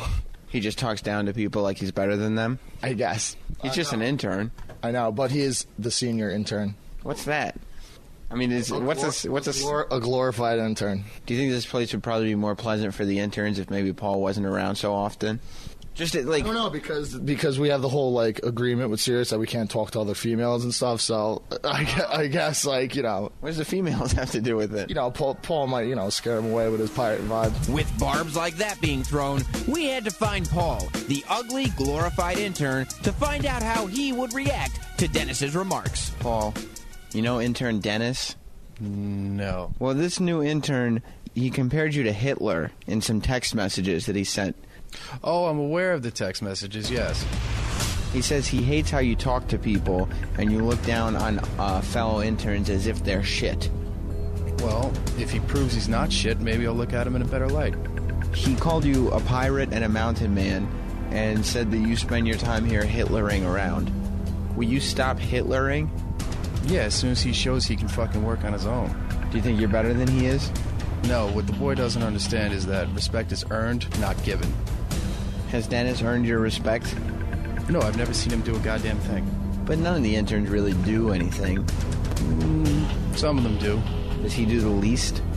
Couldn't even tell you. Could you tell me that the other interns do something? Oh, yeah, definitely. So yeah, he definitely does the least. Who's in the right? Is Paul an unattractive dictator? Is Dennis a lazy nobody? Yes! We'll stay with this story as it continues to develop. I'm Primetime Sam Roberts, and this has been Backstage with O&A. That's right. Thank you, Mr. Fallon. Thank you. You're checking out the Opie and Anthony show. Jerry. Sam's in studio. Sam. Did the right thing. You went out there and tried to, you know, talk to the peeps. Always. Try to get some material for the radio show. I like meeting new people and finding out what's going on. And it brought you to the gay pride parade there, Sam. Well, that's what happened to be going on this weekend, so that's where I happened to be. Did you sample any of the goods while you were down there? What do you mean, like foods or? Well, sure, if you want to call it food. Try the cock. No, I didn't try any of the any penis or anything like No? that. No. Oh, how do they serve penis? Wonderful. Tiny little shorts, apparently. A lot of tiny little shorts. Yes. Yeah. See, we were talking about this about an hour ago. Comes in a bun. I would have. Maybe we could get some of the gay guys to call because I imagine that the tiny little. Hello. Yes. The tiny little shorts is not helping the cause as they're trying to get marriage legal in a lot of states. You know, the tiny little shorts might be throwing a lot of people off. Well, it's to the cause. A lot of gay people are upset. They think Bruno is playing too heavily on stereotypes. Yeah, that's coming out a lot. Right. But the gay community still allows these crazy parades where Pride Parade looks like something that like Bruno would fit in there and wouldn't look like out of place or wacky. You wouldn't even notice him. You wouldn't even know which one's Bruno. He'd be I hear he's in the conservative. parade somewhere. Yeah. You'd spend half the day trying to figure out which one's Bruno. Nobody minds their stereotypes in a parade. That's celebrating their diversity. But if you're making fun of the stereotype, that's inappropriate. But the only time like the whole gay thing comes to our attention is when you see the fucking parade footage. Right? Yeah, because so then if you're in that community, wouldn't you be like, we got to fucking calm this thing down. This is our only chance where we do get people paying attention to us. It's the identity that they build. Stupid. When they're fighting for political causes, they don't set up an identity. They're not a smart group. And then when they do set up their identity, it's like, you know, men with angel wings and underpants on. Right. Angel wings. Oh, God, that's You great. can't have angel wings and underpants on when you're trying to be respected. Like they're fighting for their rights, but they are dressed like Cupid. We just want to fit in like everyone else. Well, you know something? Yeah, Cupid's trying to tell us what he thinks about gay marriage, and we're not even paying attention. You look like an idiot. They're wearing right no now. pants. Right. Yeah. You saw some Cupids down there? There were Cupids. There were men with no pants, like just no pants. Well, I mean, like they had little briefs on and underpants. Like some guys had these. I guess they would be considered mini skirts, sort of things, with no shirts, but they came up above the butt cheek. Oh, so their butt was hanging out. And then they were wearing underwear, but it was like almost thongish, so the bottom of the cheeks were quite hang visible. out. A lot of gay guys at these parades love the bottom of their butt cheeks hanging out. Is that the new look? Is that the new look? Yeah, you leave the bottom of the butt cheeks. The high-riding underpants. What do they call that style? I'm not sure. I guess I should have asked. You need that bit of ass meat hanging out cleavage. of the bottom. That's like cleavage for gay guys. Oh, The cheeks hanging out. Yeah, that's cleavage. For real? No, I'm just guessing. It looks like two tits. It have to be, yeah. Yeah, you can put your dick between them. So. Fair enough. Jeez. There's a lot of packages on display in the underpants, too. It was very nerve-wracking. Yeah? Yeah, what do you mean? Yeah, nerve-wracking. Were you sweating a little bit, Sam? It was uncomfortable. Look Yes, at this that is guy. a picture that Danny has brought up is a perfect example of something you might see. A lot of gay dogs, too. What's a gay dog? The gays, they bring their gay dogs. But you could tell the dogs are gay, too? Well, dude. How can you tell a dog is gay? It's raised to be gay. But do they look a certain way? They got scarves on and stuff. Oh, fuck. The fucking got dog little- is like... So they no! gay up the dog a little. Yeah. I wish dogs could talk because they're like, look, what you do is whatever. As long as you feed me, but don't fucking bring me into your world with the gay scarves and The dogs stuff. are marching in the parade with scarves on. They don't even want Oh, no. That is hilarious. The other dogs are looking, going, oh. Yeah, your owner's Oh, gay, no. obviously. What, Yeah. what do they dress you in? Really? Hell yeah. Oh, my God. That's the type of thing. That gay pride- guy's pants, they are pulled down to where they're resting on his dick. Yeah, that there's- is right at the top of his dick. There appears to be 8 to 12 inches between his waistline and his belly button. Yeah. Which doesn't Of normally tattooed real occur. estate, Yeah. by the way, also. Pierced nipples.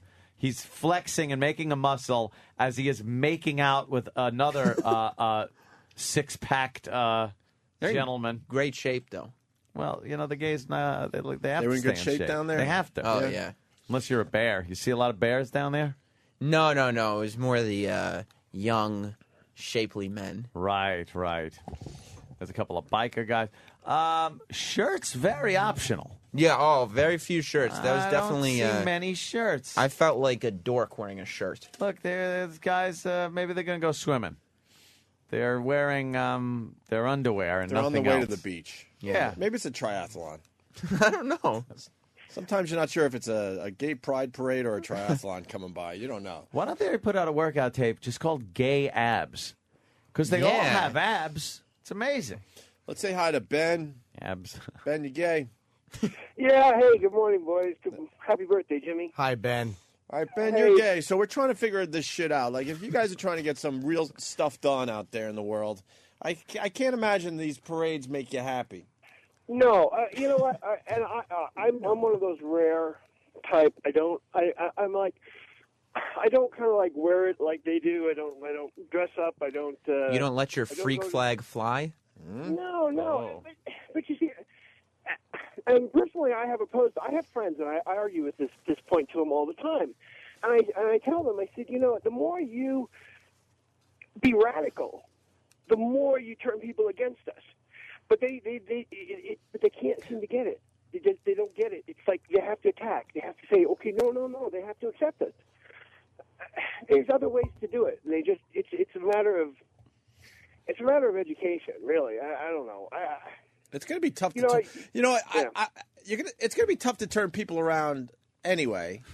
But it doesn't help matters when you're seeing the flamboyant stuff out there. That's what Pride always accomplishes. It gets all the people who already support it to rally behind it, but none of the people who don't support it turn around. So it doesn't really accomplish anything. No, you're right, and I mean, and as much as I love, twinks dressing up in women's clothing, to go out in public, go shopping and stuff like that, just to what point and purpose? To annoy other people? I mean, look at this guy. I don't mean to interrupt you, Ben, but we're looking at angel wings with the gay colors, the rainbow colors. It's like, come on. There's a huge population of guys who dress up like as iconic superheroes, except shiny. Like a lot of shiny Robins. Oh, really? Yeah, and like Batman, except without the full Batman costume, like just the It's not underwear. gay enough. Just the underwear and belt and cape. But how's he going to protect himself? How's the gay Batman going to protect himself? I know, he doesn't have with the all that rubber skin suit. exposed. Okay, I didn't see that. There's no reason for that. It's Batman and Robin Without their pants on. without their pants and like with crotchless chaps. But they have everything else on from the costume. That's how the real Batman and Robin should have dressed. That's exactly how they should be dressed. All right, Ben. Thank you for your phone call there. Yeah. Let me go to Stryker because he's got a very good question for Sam. Stryker. Good morning, boys. Hey. Listening to Sam's description of the way these guys are dressed and the description you guys are giving of the way the pictures that Danny's pulling up are dressed, are you sure that he was at the Gay Pride Parade and not at a WWE event? All right. It's very similar, Sam. It's not similar. It's very similar. The tops, first of all, there's none of this going on at WWE. Would Batman events. really be blowing Robin? Wouldn't Robin be blowing Batman? That is just that's pornography, is what that is. Yeah, But why is Batman blowing Robin and jerking himself off? He's enjoying himself. Are these outtakes from The Dark Knight? Adam West complained because he wasn't asked to be in this photo shoot. Yeah, it doesn't matter what it is. If it's Batman, he's pissed. Jesus It's not me. Christ. But no, there's nothing. It even, wasn't a WWE event? It didn't even somewhat resemble a WWE event. No, not at all. It didn't. Was the ass man the... Down. Well, the ass man might have fit in a tiny bit. A little bit. Oh, it's going to get stuck in my head again. Yes, if the ass man had a float and this song was pumping, he probably would be a hit at the Gay Pride Parade. This song would fit. Like, they should have been playing this. Yes, that is true. Just listen to what they're doing with the ass. Kick. Shove them. Stick them. Go to that saying. Oh. Watch him. Pick him. Yeah. Oh. No violence. Because he's an ass man. Yeah. Yeah. Who doesn't love the Ass Man song? Yeah. I've been singing it all week. Now he's wrestling in front of 600 people in Jersey City. Poor Ass Man. you saw him, huh? I got to do play-by-play for one of his matches. That's where he's at in his career. Oh, Sam's I'm doing his play-by-play. Play-by-play. All right, why don't we... I want to hear some... What's the haps at the Gay Pride Parade with Sam? Some of these guys... Now, Sam, you must have... were you getting looks? I don't... 'Cause you are about a sweet little cupcake. I appreciate the compliment. Ooh. But I go with my journalistic hat on, so I really have tunnel vision. But your pants off, right? No, my pants works Your down there. pants wearing off? My pants and belt were both on. But you were still official because you had the microphone. I had a microphone. And you had the hat that said press on the side, right? Yes, I have tunnel vision. I do not pay attention. If there are any men looking at me sexually, I don't know.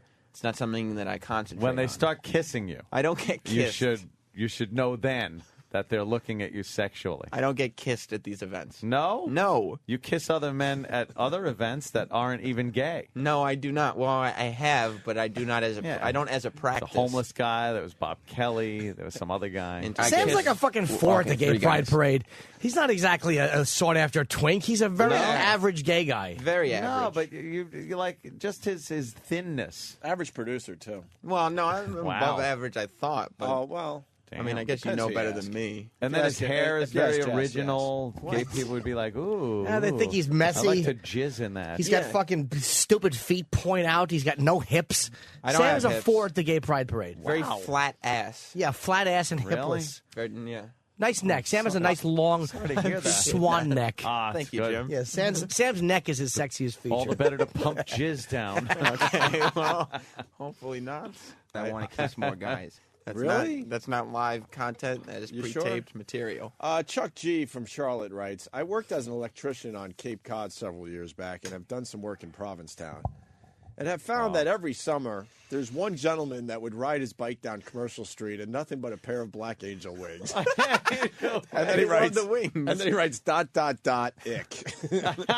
What is with the angel wings? Angel wings are just such a festive piece. As far as the Bible's concerned, it's the only way they'll ever have them.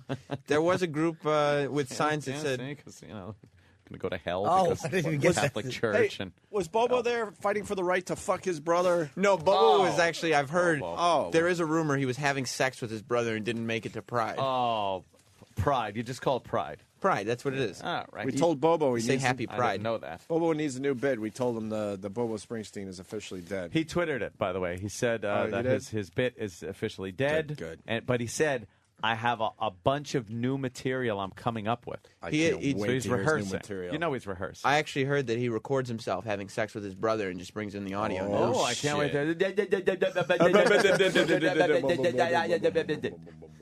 It happens a lot, so. All right, whatever. Here we go. Sam starts with Daniel, right? Yeah, Daniel just had he just kept laughing, and I just thought his giggle was infectious. Yeah. All right, we're here with Daniel at the Gay Pride Parade. Daniel, what's the haps? Nothing much. What are you doing here today? Just looking around, looking at everything, just having fun. How is the gay community dealing with the loss of infomercial king Billy Mays? I don't really know who that is. He's the guy, he's on Pitchman, and he yells at the TV. He's on all the infomercials. He's got a beard. Is he the one from like the ShamWow or something? No, but he's like that guy. Oh, I don't know who that is. He's dead. Oh, he died? Yeah. That's sad. I don't really know who that is, though. Well, you sound pretty broken up. Thanks a lot. I'm sorry. Is the parade backing up into his ass every time you ask him a question? Holy shit. That could possibly be the gayest voice I've ever heard in my life. He had this kid, he was fully dressed, but he was wearing shorts and a shame. T-shirt. I know. He had shorts and a T-shirt on and had rainbow socks pulled all the way up, so it almost looked like leggings. That's cute. The rainbow is a symbol for pride. I don't know if you guys knew that. Yeah, we know that. Okay. Yeah. Okay. Right. How annoyed is Jesse Jackson that he fucking calls this thing the Rainbow Coalition? Rainbow Coalition. 2 hours later, the gays take the same thing. We meet Benjamin. Oh, yeah. Benjamin was selling Obama condoms. Really? He was standing on the corner with a box and yelling out Obama condoms. What are Obama condoms like? What's the difference between that and a regular When you condom? fuck somebody and you pull your dick out and a lot of your hard-earned money is stuck to it.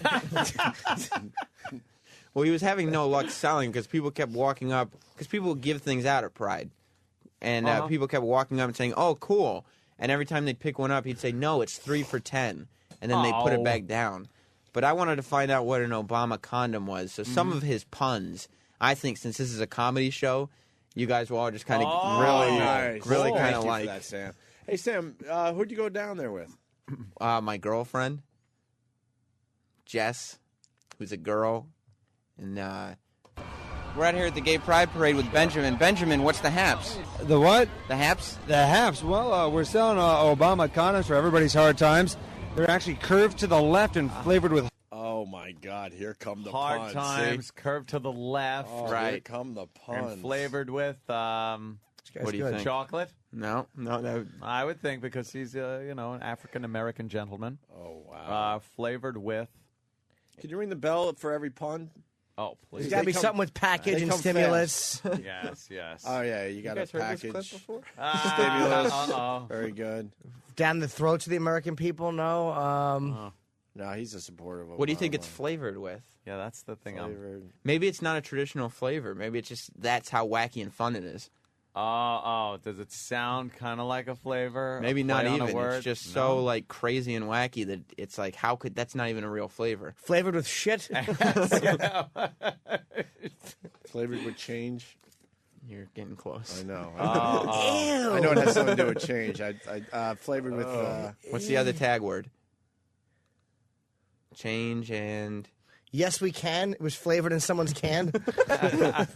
Change in what? I don't know. Well, I mean... Fuck, I don't feel like playing fucking password right now. Give me wait, the fucking answer. Hard. Wait. We could just listen to the Oh, clip. my God. No, it's not flavored with that. Flavored with... Is what some people are Well, see, writing. that's not even- That's not even. doesn't a even make flavor. sense. Let's find That's out. crazy. And we'll ring the bell every time there's a pun. We're out here at the Gay Pride Parade with Benjamin. Benjamin, what's the haps? The what? The haps? The haps. Well, we're selling Obama condoms for everybody's hard times. They're actually curved to the left and flavored with hope. Is Obama curved to the left, or is that just like a joke about his... Well, no, the condoms are actually curved to the left in scientific studies. They tend to go to the left, more to the right. Lately, we found that they've been moving towards center. Really? Yeah. Oh, I get it, because of his policies. Oh, you're catching on there. Yes. Do you think this is something Obama would be proud of? Oh, definitely. He's a fan of entrepreneurship. He's a fan of safety. He's a fan of hope.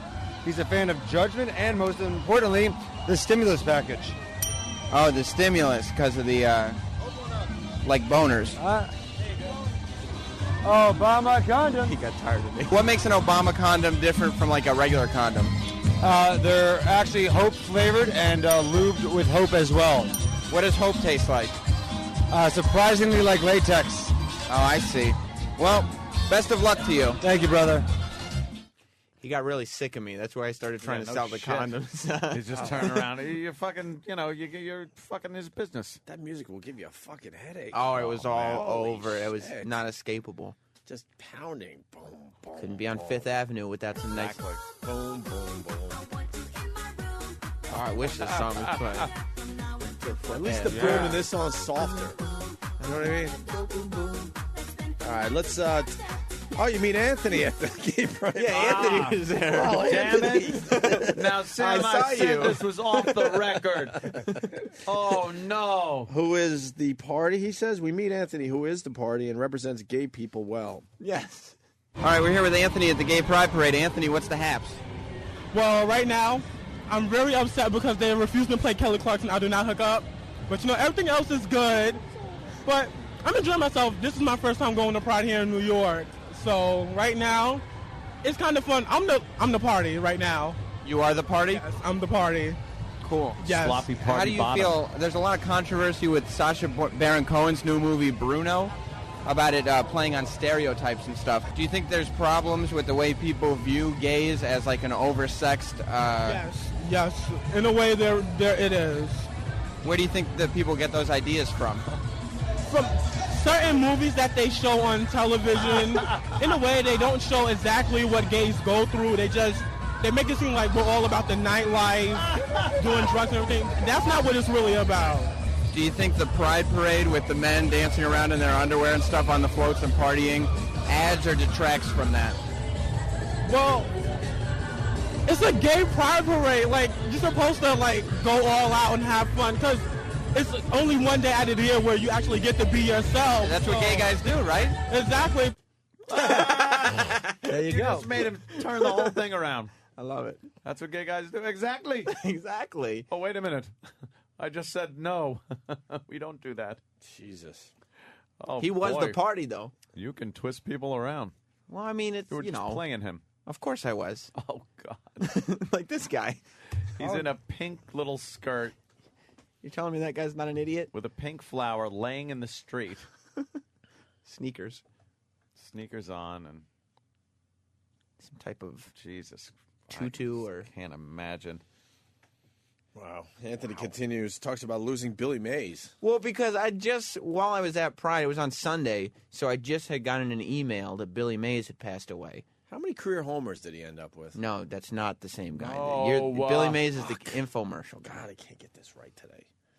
How is the gay community dealing with the loss of infomercial king Billy Mays? Ooh. Honestly, I'm not sure. He's the guy from the infomercials. He has the beard and he yells a lot. OxyClean. Oh, him. Yeah, he's dead. What about him? He's dead. Oh, I don't know about that. I didn't know he died. Yeah, that's what I was trying to see how people are reacting. He died just today. Oh, my God. I did not know that at all. Were you a fan?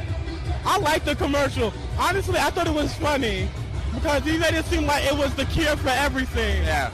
So I liked it. It seemed very good to me. Had your hopes up, didn't you? All right, well, great. Thanks a lot. You're welcome.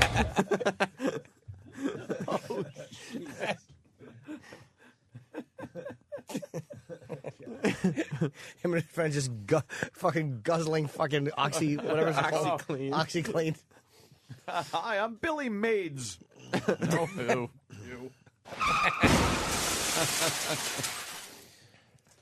We meet Eric, who Iraq was there too. cool. Yes. Who's wearing underpants and rollerblades. Eric was great because he was he was very muscular, very in good shape, clean cut, and just underpants on, just green and orange underpants and rollerblades. Doesn't seem very safe. Like you could maybe scuff a knee or Where something. the fuck does he keep his money there, Sam? Yeah. He actually he needs a drink or a little lunch or something. I bet it stinks when he pays people. Yes. Let me grab into my wallet. It's one of those old cigar holders, plastic. Jesus. Puts it in there and pounds it in with a mallet. All right, I'm ready for a day of rollerblading. Got to give the guy a Heimlich if you want change. Creepy. So where does he keep his money, Sam? He was holding his cell phone, so his money must be kept inside the underpants. There must be some kind of pocket. They were very tight, so I wouldn't assume that anything would slip out. All right, we're out here with Eric at the Gay Pride Parade. Eric, what's the haps? I'm with Naked Boys Singing. So is this why today you're in the underwear and rollerblades? Yes, our signature colors are lime green and sherbet orange. And I'm rollerblading because it's nice to be able to zip back and forth and say hi to all my friends, and I can be my own personal float. Do you think one of the problems politically with the way people are dealing with gays in the media and other places is the stereotypes that they have about gays being oversexed and things like that? Yeah, I think they do that a lot. You know, any coverage of the parades, they always show the most outlandish, person or float in the parade, which, is a demographic of the community, but it doesn't represent the community as a whole. Would you put yourself in that outlandish category? Oh, I think I kind of like the best of both worlds. I can, be fun and outlandish, but I can also sort of reel it in and, be a professional. So in your day-to-day life, you do wear pants? I do wear pants. I do. Good question, though. But he said, if it's such a problem that people are concentrating too much on the outlandish people, put your pants on. Put your pants on, really. Your pants on. You could wear a tank top. Right, It's not that warm. Yeah, come on. Put your pants on, get some things done, and then go back to wearing the underpants. Right. If you want to skate around in your underpants at home, that's one thing. That is something that they just say, that is it's a true. problem. Yeah, it's a problem. As he's naked. He continues. How is the gay community reacting to the loss of Infomercial king Billy Mays? Of what? Of the loss of Infomercial king Billy Mays. He passed away. Okay, who is he, first of all? He's the guy from the infomercials. He had Whammo? He's maybe Whammo. He sold OxyClean. He had the beard. Bearded? Yeah. Oh, I'm so sad. I didn't know he was gay, just because I'm like, He's not gay. you never know who's gay and who's not sometimes. I didn't know he was gay either. That makes me sad. I just found out that from you, but it makes me sad when anyone passes away. But that life ebbs and flows. You know what I mean? People come and people go, and hopefully the soul of Billy Mays is now being put into a newborn. Wham! I know. Didn't he say whammo? I know he just screamed a lot. Yeah, he got his point across though. He did. Why is that funny? He also, I don't know, for some reason it just tickled me that he said, "Oh, I didn't know he was gay." Yeah, nobody said he was. Did his ball bag jiggle when he laughed like that? I didn't look at the ball bag. I make eye contact. What with kind the of people. fucking reporter are you? Did Jesus. Billy Mays say whammo? I don't know. He said he was kaboom. Yeah, he was probably thinking of kaboom. Yeah, he was the kaboom guy. No whammo. It's very generic to say whammo. Wait, didn't Billy Mays say, "You're no son of mine, get the fuck out of my house"? No, that must have been someone else. I think he said booyah.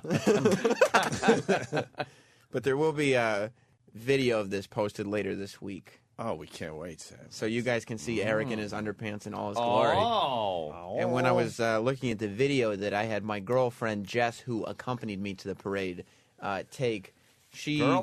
Girlfriend. Right. She did a kind of like a wide shot, so Eric's package was in frame throughout the interview. Oh, good. Yes. So Did she enjoy the packages? I think not. Why wouldn't she? Because they're very gay. They're gay packages. How would that work with a girl for real? They're still men. Doesn't matter. But they're Does not the girl manly. enjoy the gay package? Just watching Here's it what and it is. admiring it? And Girls would admire the shape that these guys are in. Yeah. Regardless of their sexual orientation. It would be like having a chick that is really hot but is a lesbian. A guy would enjoy looking at her. But Jess doesn't really like guys that are in shape like that. She doesn't like guys? No, that are in shape like that, see, I said. I she prefers like skinny, like... oh, really? Yeah. I like the fact that Jake LaMotta here just pointed out that they're not very masculine. Well, no. Remember we were talking about Obama. This is a quickie before the break. Obama, thank you, Sam. That was really You're good. welcome. You did all right. Yes. Thank you. I know it was a tough assignment for you. It was. Why are you saying that sarcastically as if I enjoyed it? It's going to be hard to report with a raging hard-on.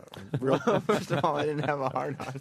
He had to actually fucking rubber band his dick to the fucking thigh so it wouldn't seem unprofessional. None of that's true, but I don't... Danny just looked up the word twinks in Google Images. Well, you told Danny to show Wow, look at those two just taking a bath together. It's not a worry in the world. Just sucking each other's dicks. Right. They're not worried about a Ponzi scheme. No. They don't give a shit. Here's Obama, a quickie from Obama. He was talking and some shit happened. For we know that progress depends not only on changing laws, but also changing hearts. Yes. And that real transformative change never begins in Washington. Who's duck back there? It's a duck. There's a duck quacking in there somewhere.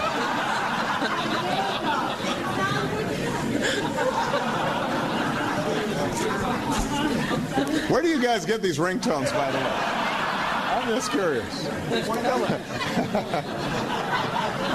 Indeed, that's the story of the movement for fairness and equality. Wow. He goes right back Then to he it goes too right quickly. back to it. You gotta laugh. I was enjoying the dumb little moment, but then he couldn't let it just play out. You gotta laugh. He He is did all kind right. of naturally funny when it comes to things like Yeah. that. Like he's pretty good when he's giving a speech if something happens, like to unless it's serious. You know, some kind of serious thing. Him trying to think on his feet. But for a good goof, yeah, he's pretty funny. All right, we're gonna take a break. Is Sean William Scott coming in today? For real? Yeah, he's supposed to be coming in 20 minutes. Fucking A. Did you see him on set yesterday, Jimmy? He's in that movie too. He's got a big part in the movie and a fucking really funny part. I think Kevin Smith has a hit on his hands. You got Bruce, you got Tracy, you got Sean William Scott. You got Adrian Brody, Kevin Pollak play two cops. Jim Norton. Little Jimmy Norton. Yeah, who knows? You know, somebody in the room may make it into the trailer. We just don't know yet. Whoa. Is that what they're saying? I don't know. Just a line that the guys might have had. Who knows? I don't know. The big catchphase line or something. Maybe. You know how many people see trailers, Jimmy? That'd be- Holy fuck. That would be huge. Well, I don't even know. They probably just show those two, but I hate tags. Anyone have a fucking thing? I cut this goddamn tag off. That'd be It's so driving me funny if nuts. it's just the top of your sweaty head with Bruce Willis's hand on it and No, Bruce but Willis. Jimmy's saying he had a line that might just. well, it was actually them saying it. But do you know how okay. embarrassed I was when he fucking he asked me to dry my fucking forehead? Dry your fucking sweaty head. Sorry, there's an icon slipping off my greasy, nervous head. Fucking asshole. Yeah. My fucking head was all greasy and nervous. It's funny. I'm acting. It's so goddamn funny. All right. So he's coming in, what, 10? Yes. Well, we're leaving at 10:05, so it'll Soon. be a quick fucking Quick interview. All right. Maybe we'll trade Bruce stories. Ooh. A couple of co-stars. Trading Nice. Bruce stories. Why not? All right, we'll continue. Opie and Anthony. Sam's got to come back in here. We were done with him, but he just gave us some knowledge. A little more fun Sam, tidbits. we got to talk about this on the air. Okay. What the hell has been going on for the last 3 hours down the hall? Well, we all remember on the show when Anthony said to go with this green flag and red flag, you needed a yellow flag, right? Everybody remembers that, right? Yep. Here's what I actually said. We have a paddle. On one side is green. On the other side is red. That's a bad green, by the way, on say the paddle. Yeah, well, it's kind of faded. Now it's like a brownish olive thing. Yeah. But I think we know. Green, red. but it's just flat, like a paddle. E-Rock is coming down the hall, which means he wants in. Oh, he wants in. He's Look at him smiling. smiling away. I love E-Rock. He gets a lot. Hold on, he gets a lot of abuse, but I love this part of E-Rock. Oh, yeah. This is great. He can't wait to get involved. Go ahead, Ant. Sorry. See, now I was thinking a three-sided paddle. Yeah. Which is, you open up this, and then you add in another yellow panel, thus making a triangle. Right. And then fasten the handle to the triangle. That way I could turn one handle, yellow, green, red, Now, when you depending said on that what's being said. it was of the utmost importance, needed to get done ASAP, correct? No, actually, I forgot about it seconds after I said it. Oh. Never expected the yellow. I think if I just say, yellow flag, I think that's good. And this is radio. It was an right. It was an afterthought. It really was an afterthought. Like, that would be kind of funny if we had a yellow side too. But whatever. That's so stupid. I do hold. In up the end, that's stupid. The paddle. Right. It is indeed radio. So right.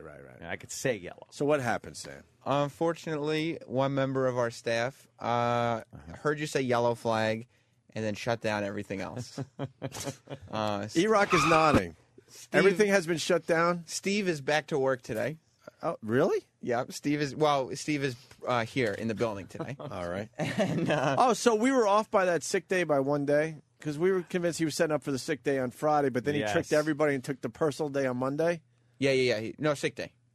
He took a sick day. Sick day on Monday. Yes. We were joking that he was setting up for the sick day for Friday. With all the medication. But he ended up taking the sick day yesterday. Sick day yesterday, yes. And God damn it, I didn't even know. We noticed slowly there was I don't think Jimmy was here for this. We noted slowly that on his desk and things, certain cold medications were showing up. He was literally setting up for a spot, sick day. so it's all right, he's kind of gearing up. So, like, if he calls in, people would go, he called in, they'd go, yeah, but I did see the medicine on the desk. I saw the medicine there. Oh, it's textbook shit. It was Where calling is in he? sick in the first degree. So Steve, come in, please. He should be here to defend himself. So basically, Steve, first, about 2 hours ago, said, all right, Sam, what do you think of this for a yellow flag? A yellow handkerchief tied to a Super Bowl. Did he mean for the march on Sunday? Wait, E-Rock is chomping at the bit, and he doesn't have any food in his mouth. So all right, let the horse at the mic then. And I said, Chomping at them. I'm teasing, of course, E-Rock. And I said, why? No. What? And he said, like when you throw in the yellow flag. Oh. And I said, here we're talking about the flag. And I said, no, not like a yellow flag like in sports. Like on his paddle, you know, we do that thing that says green, yellow. Yeah. Oh, he said. And then I noticed during the break, he came in and looked at your paddle. Yes. To figure out what it was. Yeah. E-Rock? No, finish, and then I'll tell you what else happened. Oh, okay. Oh, no. And now there is a yellow paddle. A yellow which is paddle. completely separate now, which kind of... An intern has been assembling a yellow paddle. For how long? I don't know, but I believe there was a trip made to get yellow construction paper. Two trips. I'm being told. There's the yellow. Wow, there's the yellow paddle outside the studio. So that's a big paddle. Bring it in. He's standing outside with it. So here's the final paddle. product: the yellow paddle that'll never be used. Yellow paddle. Sorry. So guys, I mean, if you guys reach a point where you might have to stop soon, but you're pretty You much got to covered. slow down a little bit. Yeah. There's the You yellow don't paddle. necessarily have to stop. Which is Just be very aware big that it might be and dangerous bulky. to It's like keep your speed up. A ruler was actually obviously purchased. Yes, I see a new ruler, a regular your standard school 12-inch ruler was purchased. Money went into this as well. E-Rock, what do you got to add to this? Well, hold on. Did somebody say that I want a yellow paddle that's visible from Google Earth? I know. Why This so is large? Giant, like We're going to find out all that. E-Rock, what do you got? Bigger than. Well, to back up a little bit on this was one of those times to take advantage to the fact that Steve wasn't listening to the show. So when they Oh my God! No. So when you made this slight mention, I knew he wasn't paying attention. I go, Steve, did you hear that? And he said, what? I said, they're asking you in the back, they need a yellow flag, right? And he goes, oh, and so I explained to him. I said, the red and green one, they need something, a yellow flag. Maybe like one of the ones that they use at soccer and football that they throw into the middle of the console so they know to calm down. So he started developing the ball and the sheet and the rubber band thing. And then this wasn't working. I guess this is where Sam got involved. Absolutely, that would be a terrible idea. And then there was plans, different trips for construction paper, for staples, for a ruler, how this was all going to lay out. This has been going on for almost 3 hours. Jesus. Has this paddle been going on for 3 hours? Come on now. Be honest. Noah? Well, the entire process. Well, there's microphone there. The whole process was about 3 hours. Mike's not on. 3 hours to get a dumb yellow paddle that we're never going to use? For this! See, I'm just the opposite. I'm thinking only 3 hours? Wow. You work fast. That's like, why 3 hours? was Because you had to go out and get the materials? Yeah, it was all. It was from nothing. We had none of this. Oh, it was from nothing. Right. Wow. Most things are from nothing. Created from nothing. It's just like watching how it's made. It's fantastic. Believe it or not, that's all that is a ruler, a piece of yellow construction paper, and some staples. Right. There 1, 2, 3, 4, 5, 6 staples. Dude, a kid in kindergarten could have and made this in paper. 10 minutes. Slightly better. Earl could have made this quicker, and we know about Earl. Yeah. Wait, what do you... I don't understand 3 hours.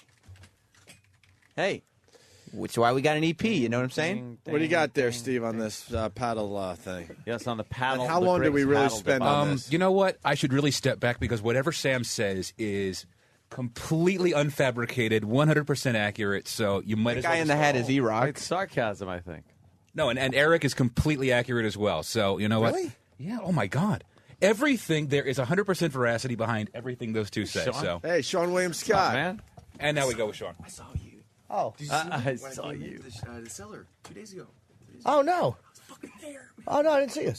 Cool, yeah. Okay, cool. Swear How you talk. doing? What's up, Sean? How Good are to you, see buddy? you guys, man. Good to see you. I'm so sorry. I totally interrupted you. That's right. No, I saw you. Like, I trust walked in me, the cellar. it was filler because we knew you were downstairs.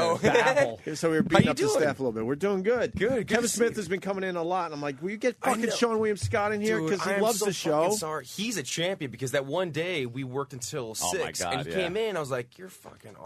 We told him. Dude, the movie is sick. I'm hearing He's- 2 dicks. It's fucking. I was telling my mom. She's like, she goes, "How you doing?" I go, "I'm so fucking excited about a couple of dicks." And my mom's like, "Whoa, I'm sorry." I go, "It's a fucking movie, Mom. What are you talking about?" She's like, "Okay." And I keep thinking like how awesome it's gonna be when kids like go to school like on Monday and go, "Man, I surely loved a couple of dicks." Yeah. I'm like, I saw a couple of dicks over the weekend. Are they going to keep the title of the movie? You know how I hope Hollywood so, is, man. right? I mean, hope so too. That would be The great. paper put a couple of cops. Yeah. Was that the original title? Or No, it was always a couple of dicks, but I think that They better worried. not fuck with that title. That's I know, a good title. Dude, he's fucking funny, man. Like on set, we'll do shit and like he'll throw stuff out, and he's really because I worked with him on Jay and Silent Bob for that Yeah, one yeah. scene. Mm-hmm. He's funny as shit, man. Like he's That really dog with Tracy the Morgan. braces and the guitar. Oh yeah, that's right. you remember that? I'm fucking thinking. I'm That's like, awesome. yeah, you're in the van with the guy singing those stupid Jay songs. Muse is funny too. I mean, he's not in this movie, Yeah, but yeah. like when I worked with him then, I was like, that dude needs to work more because he's Yeah. really funny. What's going on, guys? Well, How you been? Let's back up a little bit. The last time you were in here, I think you were promoting Role Models, right? Yeah, I think finally so. Yeah. fucking saw that movie 2 months ago. Yeah. God damn, is that a good movie? Oh, cool. More Thanks, people, bro. I think more people should have saw that movie. Yeah, well, and I'm it's glad on you liked demand it. right now, so you know, Yeah. I'm sure the money will trickle down to you if someone pops it up on the DVR, Exactly. on demand or whatever. I'll take it. That Yeah. little black kid is a superstar Funny, now man. too. He is. He's like a little Eddie Murphy. Right. Like, you know, I always because he had to kind of stick to the script because they always had like a handler, you know, like Yeah, the right. because he's a little young kid. Yeah. And so the director couldn't tell him, you know, to swear more. So I would be like, dude, tell me to fuck off. Yeah. And so he's like, cool, really? I'm like, yeah, fuck it. And so you tell me, it's like, fuck you, man. I'm like, yeah. There's nothing better than hearing a little like 10-year-old tell me to fuck off He's and like slap me. You're right. He's like a mini old school Eddie Murphy type, Totally, dude, type yeah. kid. And the movie was great. And I remember you came Thanks, in. bro. I think you might have been promoting Mr. Woodcock. And Sorry. And you're like, no. But I would love to pull a tape because I think you even said, fuck that movie. I really want to talk about this Role Models that I that's also awesome. did. And then finally the movie came out and I saw it. I was like, right on. Oh, I'm glad you dug it, dude. You're a funny motherfucker, bro. There's nothing better. Thanks, dude. I mean, I think the only thing that makes my character funny and role models is the first scene where I just come out and I stick my fingers up to Paul Rudd's face. I go, guess what I did last night? And it's like right away, this guy is just one of the dudes. And they always say it's tough to act with kids and stuff because they show you up. But no, you were right in there. That's awesome. Time. Yeah. Thanks, man. How was Billy Bob Thornton? Was he difficult? Because we saw that here the interview that he did where he was just a total dick. And it's like, is he like that on the set or is he Not okay? at all, dude. I saw that too. And I was fucking shocked because he was in a bad mood that day. He must have been, man. Like I don't know, like because he was always so cool, man. So down to earth. We would rip on that Woodcock. Where I think I told you we'd watch like what was it? We would watch American Idol when Carrie Underwood was on. We're like, we want to fuck her so bad, and we knew we'd never meet her. And he was totally chill, but we'd rip on Woodcock. We're like, this movie fucking sucks. Like, it's so bad. Wait, you were ripping on it when you were filming it? Totally, You dude. just knew, right? Oh yeah, See, we're like, love it's your so honesty. sad, man. It's so, and there's nothing worse than going to a movie set knowing that this could end my career. You know what I mean? Like, I can't afford to make mistakes. I'm not Vince Vaughn. You know what I mean? Like, I'm just like, holy shit, I might be going back to Home Depot soon. Yeah. And like, but he was totally cool. And so when I saw that interview, or I heard the interview, I was like, that's not him, man. He's. I mean, have you had him on the show? No, unfortunately not. He's actually, he's cool. Oh, he wouldn't have something must have happened before. He Like, wouldn't have got away with that shit on our show. But Yeah, that's true. We would have had a Somehow, war. you never know, though. You might have had fucking, Well, a what shitty happened day or recently with something. his daughter? Or Yeah. little, Something with his daughter was convicted of murder. A little murder. What? Billy Bob Thornton's daughter? Oh yeah, it's a Yeah. big story, man. It's a strange story. I mean, I don't even know. Like, I mean, but it says in the news that his daughter was like, "Man, that's so fucked." I was gonna call him. Little murder. So. What? How the fuck did I not hear this? It's everywhere. Is this today? No, it's been. It was a while ago. Yeah, the last couple of weeks. You ever see that outtake with him and John Cusack sitting at the fucking table when they were making that movie? What was it called? Oh, Ice Bandits? something? No, not Bandits. No, it's the one the airport. The and he just airplane goes stuff, into right? Carl from fucking. I think it's called The Sling Ice Blade. Harvest. No way, really? Dude, it's so It's really fucking good. funny, man. That's awesome. It's great. I He haven't just- seen that. It Like that's it, with does, Kate it doesn't Blanchett? seem like he would just break into doing that, especially so many years after Yeah. actually doing it. But then to do it and to see him as Billy Bob, not as Carl doing it, you almost forget that he did it in the first place. You're like, wow, he did a really here it is. Pot that up a little bit. Oh no way! It's an outtake of this. Yeah, if you got that, it's really. This is cool, dude. Holy shit! Look at him. His face totally changes. He does it. Oh, sorry, bro. Who's that on the phone? Oh my god. Oh my god. Carl? Well, it ain't like it's none of your fucking business. That is my wife on the phone. Lovely Gladys. Look at John Cusack, so uncomfortable. Yeah. Big old fat girl. Oh my god. Gee. His face totally That's who changes. you were. No, I ain't having dinner with her. Hell no. She had enough dinner in her lifetime. Like I said, she's a big old fat gal. She eats over at the Subway like that boy in them TV commercials. Jarrett? She has I reckon that's his name. She has her a couple of meatball sandwiches at lunchtime, then around dinner time she'll have 2 or 3 more. Yeah. Then, of course, she comes back out the house after she bought her a new dress or 2 off of Omar the tent maker. Yeah. Yeah. That is awesome, dude. Well, if you had to live with a son of a bitch, you might not say that. Now let me out of here. Sure. Yeah. Want some more of that creme brulee? No. Why don't you eat you some of that pudding that's good for you? Oh my gosh, dude. That's classic. Breaks character and smiles and walks away. Dude, Isn't that great? that's who he is, man. He's funny as shit. That's like, fucking funny, that is man. awesome. He is fucking When hilarious. you forget it's him because it looks nothing like him. Like I watched Sling Blade and just go like, that isn't Billy Bob Thornton. Yeah, it's just it's not crazy. him. And then when you see him like that and he completely puts the face on and the man. voice, you're like, wow. You know what I watched the other day? I mean, I'm like, it is amazing. That's like literally like I saw the thing with him and that interview. I was like, that's fucking. He's funny as shit. Like, they made him seem like such a dick, but he's not. He's awesome. But like I saw that. I rewatched the clip with who's the director with Lily Tomlin? Right. Oh, That's it's so good, man. Yeah. You fucking bitch! I've been working on this fucking movie for... And he fucking, like, calls her a cunt. Right. You cunt! And you're like, Lily Tomlin, all right, sure, just go sabotage your movie. You fucking bitch! And it's so amazing. He's, like, hitting shit. And I love... The clip before when he's in the car, and Dustin's in the middle, Lily's, and then I think Naomi Watts is in the back, and then Lily Tomlin looks at Dustin, is like, "Fuck you too, you motherfucker!" You can't say that to Amazing, Dustin dude. Don't you wish you could have been on that set? Yeah, Like, my just God. That we love that it's clip. amazing. One of the best scenes in that clip is when he walks out the door, and it's just a set. But he walks out the door and then comes like, back you hear him in still front yelling of the in camera. Yeah. It's He like- comes in the other door, and you He's hear like, "You motherfucker!" He like slammed the door for effect. Yeah. So then he walks back The around. whole set is shaking from him slamming the door. And I love the ADs like ushering people out. Right. You know, Oh, yeah, but yeah. he's like, "Okay, just go." this is bad. Oh, man. Elizabeth wants to ask you something. Elizabeth in Philly. Elizabeth. Hey, guys. Hey. Happy birthday, Jimmy. Thank you, madam. Jimmy's birthday. Shut up. So why don't you tell us all about how you banged Jessica Simpson? Oh, Jesus. Wait, what was that? She wants to know how you. She said, "Can you tell us how you banged Jessica Simpson?" Yeah, you mentioned it on another radio show, and you've been in to promote all these movies and then not mention it to O&A. I wish it was the truth. That don't seem fair. No, I did say that, but I was like, I went on a radio station. It was Who Kid.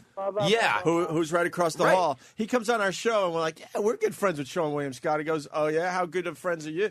You with him. He admitted on our show that he banged Jessica Simpson. I'm like, that motherfucker. Dude, that's not even Who Kid. true, that fucker. I was like, I said to him, he goes, I heard Nick Lachey is mad at you. I go, why? Because I fucked his wife? and then I was joking. And then I added to it afterwards. I'm like, no, I didn't fuck his wife. But they didn't put that on there. I got the internet.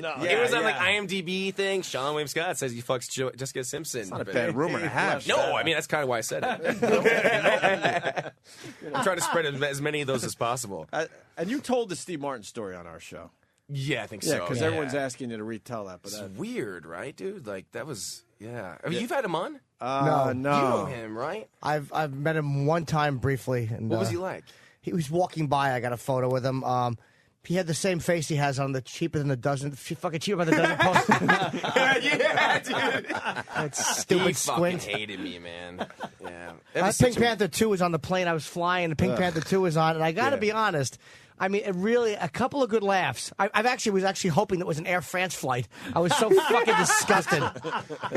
Ugh. Dude, you were hilarious the other night, man. I came in like in the middle of your show. I didn't know what you were playing, but we just like randomly went in there. You're hilarious. Oh, thanks, man. I was like, hey! I was the asshole in the back trying to get your attention. Oh, dude, I really we didn't put the didn't lights know on. you No, dude. But Could I you was have the that dick. man removed? They put me in the corner with From some my craft. cold French fries, just like feed him something. Comedy He's Cellar, obviously. Yeah, Yeah. Right on. Oh, let me know next time you're going. Totally, Yeah, that's dude. the place. I don't to even know be. why you're here because you don't have to promote Ice Age 3. This is a monster movie. I'm whoring out God. for an animated movie, Isn't dude. that You don't amazing? have to promote this. I You're know, but- talking about money trickling in. That Ice Age money Yeah. fucking pours in like a How dump good is truck. that money? Dude, I haven't seen it yet. Wait, but, like, you weren't in a there, little right? bit though. I mean, Were like, you in 1 and 2? No, I right? was in the second one, Second but I one, bet you okay. like, well, I'm guessing like in the Shrek movies, those guys made like $10 million on the second one. So maybe like Ray Romano and Dennis Leary and those guys got a ton. But I did it for my nephew. That when I did the second one, and then I watched, I was like, "Fuck, man, this is my best performance animated." You know, it's like this is so sad. So I did the third one, and I was like, maybe I'll make some cash. How is that to do? Is it like easy work? Oh, Relatively I mean, it speaking? is. I mean, it's, Yeah. I'm not putting out oil fires, you know, They but just like, gotta like. but it's kind of stressful, dude. It's kind of like, lines. I mean, it's not stressful, but like, you literally are out there with your dick out, pretty much, because you don't have another actor out there, and then you just have to act like an you asshole. pretty But much- I've done that quite a bit in films. So. What do they do? Kind of give you a picture and go, "Here's what your character is going to look like." Pretty much, and then you Now- just read lines, and you just have to act like an ass. Did you have just to put on a wacky voice, or could you just use your voice? Kinda. Little Well, wacky. the same voice that I've done in every other film, which is pretty much like Captain Asshole. So what's new, man? So what girls you been banging? Oh man, I got to hear Jesus about Christ. this. I don't know. I'm just trying to stay away from any felonies. It's pretty much all I try to do these days. But no, yeah, Any scandals? Well, no big scandals and stuff. Had I'm pretty much a single guy now. I love the story.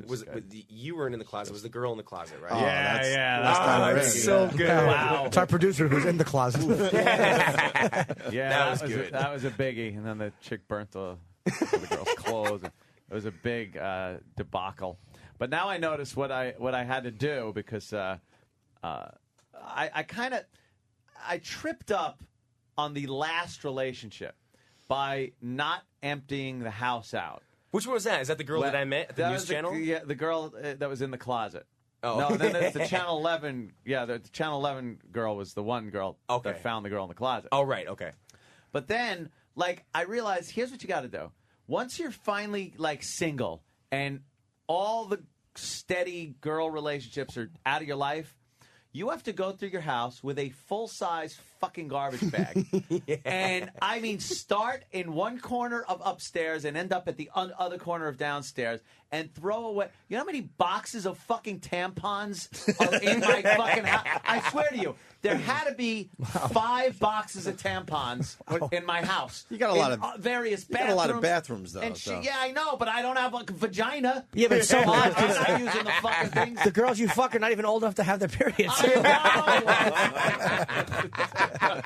Jesus Christ. And then I go in the shower, and I realize now I got to throw away shampoo that I wouldn't use. I'm not using Pantene for fucking bleached hair. You know? And I realized, this is the shit I got to fucking throw out. I got to throw out fucking things, pumice for your heels. It's not like I'm using pumice for my heels. So the garbage bag was completely full. Out to the garbage, boom. Start anew.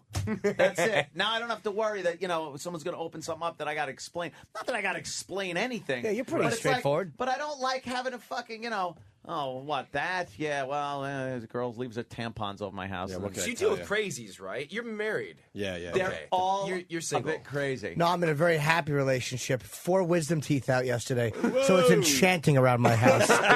It's enchanting. Dude, it all depends. Did you knock them out? That would have been easier. I run into the craziest shit. I got a text message from this girl that I banged. I love how you're honest. Yeah, dude, I'm gonna get fucked anyways. This girl, 3 months ago, she might be listening to this right now. Who gives a shit? Anyways, she sent me a text. I haven't heard from her, and 2 in the morning. Imagine getting this text. Okay, hey, haven't heard from you in a while. I ran into some guy that said you were physically abusive to some other girl, and she used your name and this story for her grant essay to get into NYU. And I'm like, what the fuck? It's 2 in the morning. I'm like, are you fucking kidding me? I'm like, first of all, I would never, dude. Never. I would suck their toes just to see if they could suck my dick. I don't give a shit. You know what I mean? I don't care.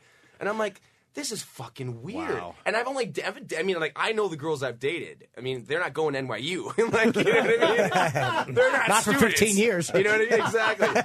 And so I'm like, what the fuck? So I can't sleep now. So I send a message to the girl. I'm like, what are you talking about? This is fucking weird. So she, of course, does. And I'm thinking, is this a ploy to get me to call her? Because I haven't called her in 3-4 months. Pretty good. What a fucking shitty way to do it. Just call me and say you want to suck dick. It's fine. So all of a sudden, oh, that's so bad. Hey, go see Ice Age. Anyways, so I'm like, I don't know any girls going to NYU. I don't really hang out with the smart ones. I'm confused. Give me some more information. So as it comes out, literally until I just came to see you guys, all of a sudden the girl says, I said, what's the girl's name? She says, Juliana. I said, Juliana. I only know 2 Julianas. They're from Brazil, and they're definitely not speaking English very well. And they're not going to NYU. And I'm like, this is bullshit. So then, of course, because I said, I'm going to call my lawyer, and so get the name, because I'm like, if this person's telling people that I'm beating her and stuff like that, I don't even know her, because I've heard other weird shit, like I've dated girls I don't even know. I'm like, were they hot? I'll date them. Just come out and say it. Give me your number. But I got no shame.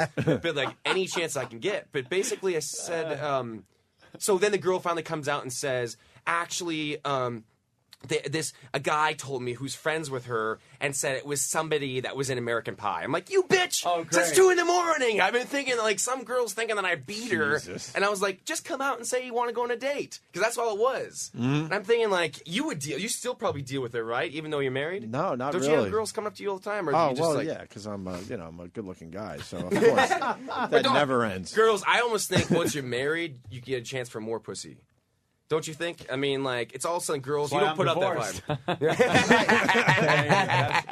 Apparently he's right. Because you're not throwing out that vibe anymore, so they get intrigued because you're not trying to bang them. Totally. It's weird, man. Yeah. It's more of a challenge. So there's my life. Ice Age woman 3, beater though. right here. Ice Age 3. Ice Age 3, woman beater. You're abusive. What animal do you play in Ice Age 3? I play a possum. A possum, okay. Yeah. You know who's in the movie, though? Simon Pegg. Who's Oh, yeah? Do you like him? Great, man. He's fucking Simon's funny. hilarious. He's a really funny guy. So the movie's actually really good.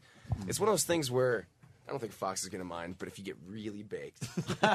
Most movies are really good when you get baked, but that kind of movie. And then you play Pink Floyd. You know, and sync it up. Sync it up. I think the funny thing is everybody says... We all try that. No, it's when the lion runs exactly, the dude. first time. Let's try that now. It's at the second roar. Right. You know what I'm trying to find, by the way, is the pastor with the baby voice. Oh, we got dude, I cannot Marky, find little it. Marky. Yeah. What is it? Little Marky. How long are you going to be in the facility? Because What a I know we have creep. you till 10:30, but if you have a little time, we'll get you a copy now. Okay, yeah. I mean, unless I go on YouTube and put, because I always put like pastors that have demon voices. Yeah, or we'll something find like it. that Yeah, YouTube. that's one of our favorite things. We haven't talked about so Little Marky weird, in a man. long time, but What is the last like weird scandalous thing that you guys saw?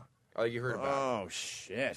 Like the weirdest. I mean, of course, there's a lot that's going on the last week, but like, Well, the what's Michael Jackson stuff is terrific. fucked up, right? Billy Mays. Yeah. Come on. Fuck, Ed man. McMahon. The fact that know. everyone thought it was a heart attack, he remember got him? fucked to death. That didn't happen. I can't believe Jimmy. that 3 of the Lakers fucked Ed McMahon to death. And there's going to be charges. There's going to be charges filed because they said they were just bringing him a jersey. Wait, what are you talking about, dude? Ed McMahon died. I know, but he didn't get fucked to death. Look at Sean. 3 of the Lakers. Jesus, Sean. Sean William Scott. And Phil Jackson drove them. That's a scandal. Hey, a lot of people talk about your commentary on "Dude, Where's My Car." Were you baked for that? Because people love it.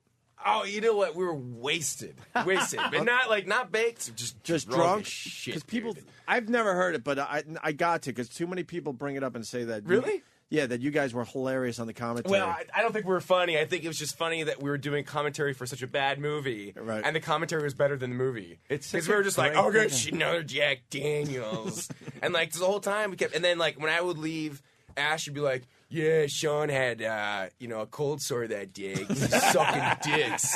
I'm like, I didn't know this. So I come back and he's like, "Hey, thanks for the drink." I'm like, "Cool, no worries, Ash." And I watched the fucking like thing. I'm like, "You motherfucker!" Fucking saying I had fucking herpes and shit. But like, yeah, but I had a guy when we did interviews. I had a guy that goes. He goes, "Dude, I gotta tell you, the movie's fucking horrible, but that's the best commentary I've ever seen." I'm like, "Thanks, dude."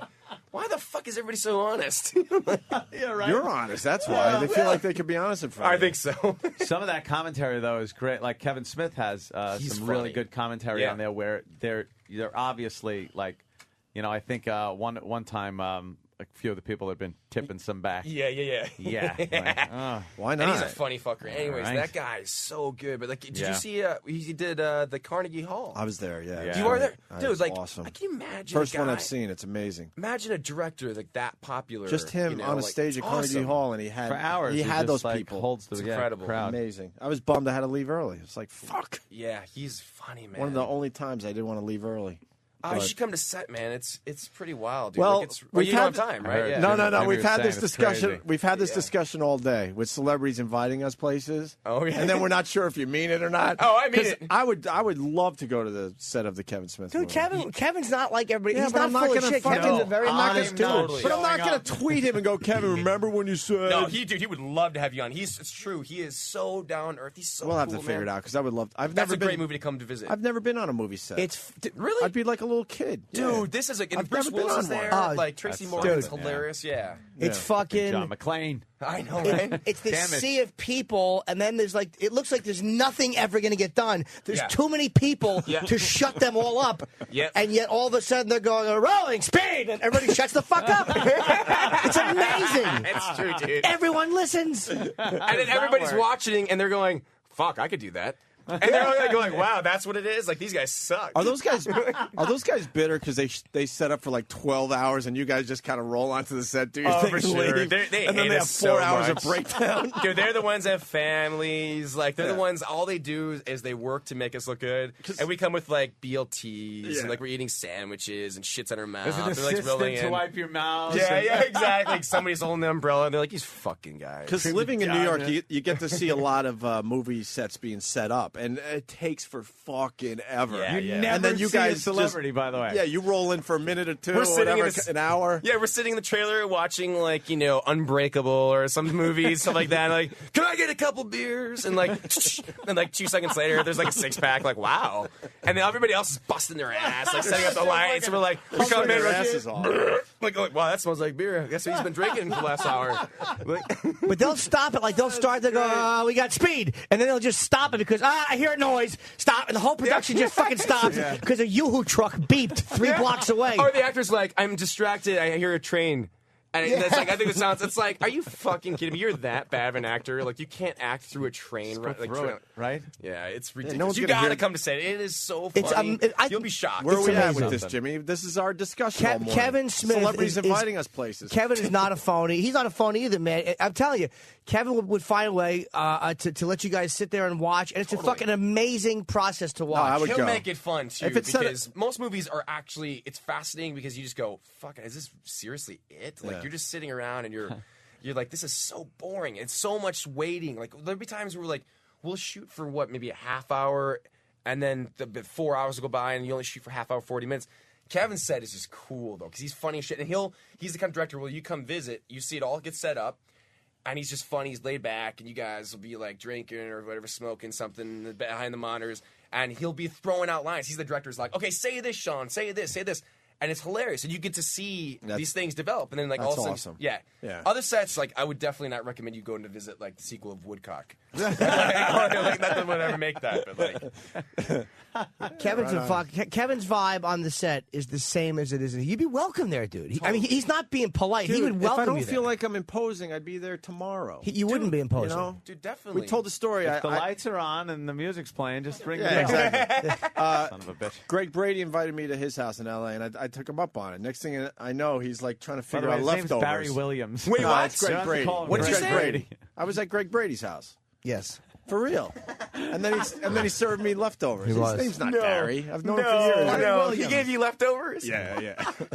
It's so much better he gave you leftovers than like a I real know. meal. Yes. You know? That's He's- so great. I find it hysterical. He was at the refrigerator with his wife, whispering like, Yes. "What are we going to serve?" I swear to Got God. nothing in the house. I haven't seen a royalty check in fucking years. Sean, I so obviously was imposing. They gave you like for like a dessert. He gave you like a Nutrigrain bar, like those Nutrigrain bars, like the apple version. You're what like, was dude, is weird? this a breakfast I thing? guess you could, drive with this at least. Like, get the fuck out of my house. What was weird though, he had all the Brady Bunch episodes on VHS. How weird is that? Oh no! You would think he would have been in the DVD world. with Now, his let me Brady show Bunch. you the Johnny Bravo episode again. You're going to love this one. I think I got to But go. then he had Barry. home movies and just personal pictures. It was weird. That is because he's classic, like, he's a big TV icon. You know. That. Yeah, Dude, that's the one who dated the hot girl, right? Or married the hot girl, Greg? No, I don't know. Oh no, that's Peter. Peter. Oh, Okay. Peter. See, I only know Peter their was the TV middle names. one. Peter. What were you gonna say? No. So he ought to Mike go. It's Lookenland, the other one. Mike Lookenland. Didn't He's he the have one a that got the Dewey. shitty mustache? Yeah, Oh, and he he's got the awful Dewey. looking now. With the horrendous hairline. With the Just- Brady's he's does just not a end. mess. They did not fucking age well at all, except the mother. Dude, I'm so sorry. Oh, I got it. I knew there was something I wanted to tell you guys. I'm so sorry for interrupting. So I went on your website, like I was going and checking all the clips. What is Foundry Music? Dude, one of my favorite things is when you had the Brady chick on and you said, okay, thanks so much, and you hung up on her. Dude, it was so good. And you're like, oh my God, I can't believe you just did that. Like, Marsha Brady. Oh, that was so good. Because like she's talking about her book, you're like, all right, thanks. And you just like hung up. It was 15 seconds. We're like, are you psyched about your new book? She said yes. We're like, all right, thanks. I love it. I rewound that so many times, dude. They gave me so much joy. Oh my God! Did she call back? Did her people call back? Say something happened? Oh yeah. Did you answer? No. Why would we? Listen to the in-depth Robin Leach interview. That was also a gem. What is that one? It makes that look like a fucking 60 Minutes piece. Oh, can we talk about it or no? It was just that short. Do we have it? Find the Robin Leach dude, before we let Sean go. He's got to get out of here. Dude, that when you're like, all right, thanks, and you hung up, and it was just like a moment pause, and I think it was you. One of you guys started laughing. Like, oh my God. Yeah, as he said, oh my God, I can't You're believe. horrible. Yeah, that's what you said. You're horrible. He's constantly hanging up might on have people. it on YouTube. Let's see. Well, we have a. It's already funny. Oh, right. David, can you please put you on hold, David? We have a. Dave, hold on, please. This may be a while. We have a celebrity guest calling in. We have Robin Leach calling in, and we can't make him. Yes, remember Robin Leach, famous for lifestyles of the rich and famous from the 80s and I guess maybe the early 90s, and I guess he's working on something new these days. Yes, Robin Leach. To talk to Robin Leach. Welcome to the Opie and Anthony Show. How are you? Gentlemen, a very good morning to you. Very good morning indeed, sir. Before we get into what you're working on, I need to know what was the most expensive house you ever were in? It pales by today's rates. The most expensive house we were in was back to Dave. Robin Leach, everybody. The great Robin Leach. Robin Leach. Still going strong after all these years. Yes. God bless him. Probably one of the best interviews with Robin I've ever heard. We learned a lot today. Yes. Good to know what he's still doing. God bless his soul. Dude, no way. Did you know you were going to do that? Oh, Oh, my gosh, dude. And asking him the question he's been asked probably a million fucking times, too, right? And he's just ready to say it. It had to be click. Dude, that makes me so we have the happy. Marsha Brady? What Marsha Brady. Dude, that is awesome. Yeah, we you love guys those. are my idols. We love those. Oh my gosh, dude. Did he call back too? Probably. Who knows? We let them field the right. clean up after Oh, us. yeah, we just fuck it all up, and then everyone else has to explain, You fuckers will do that to me when I'm doing American Pie 20. So, Sean, what is it like playing American Pie? The first time we click. You fuckers! If you ever do another woodcock, yes. We'll do that. Do we have Marsha Brady? Yeah, all right. Nice. Hold on, we're going to try this again. Maureen McCormick. Good morning. Hi. Hey, Maureen, you got a book out, right? I do. It's called Here's the Story. Oh, great, thanks. Joe, so... Oh, great, thanks. Dude, that is so great. Oh, my gosh. Do you go home feeling so good? Like, just you did something special. Like, oh great, thanks. What do you imagine, like, what went through her mind? The phone must have had a problem. Nobody would be that big a dick. Did she come on you guys' show where she was drunk? You ever... No. Damn, I wish. Wasn't there one where one of the girls from Brady Bunch was like, I thought it was her. I thought she was like... And she's doing a radio thing, and her kid was there. Like, she's probably drunk again. And I think it was her. Wasn't that? Wasn't it her? Who the fuck I don't know. Cindy. So it was Cindy. I think. Ben. Yeah. Was it? I don't Yeah. remember. So it wasn't her. It was the other, the younger one. The younger one. You have time to hear our Ed McMahon interview? Please. Not Ed McMahon. I got time. Ed Asner. Oh, yes, I have time. Yes, of course. Oh, that was horrible. Ed was playing poker. Thank I was God doing I the wasn't show involved. with Joe Rogan. We were out there in L.A. because Ed was in a poker tournament, so he was Rogan's doing an animal. So we were just killing time and interviewing celebrities. Who else was there? Rogan and he's funny, huh? Rogan. yeah. We He's a good guy. We love Great, Joe. man. Yeah. And he can kill you with his finger. Oh, it's the He's just Kristen like- Bell. Oh, he's a fighter too. Fuck yeah. Oh, wow. All right. Before that, Crazy. we're doing a whole montage now Kristen for you. Bell. Yeah, sweet. Because she's hot. We huh? found something you really like. Yeah. Kristen Bell's. We had a great interview with her. Yeah. We got to interrupt this news story. We got a big star on the phone, Kristen Bell, the star Set of up right Forgetting there. Sarah I know. Marshall. Kristen, Yes, congratulations on the new movie. Are you excited? I'm so excited. Awesome.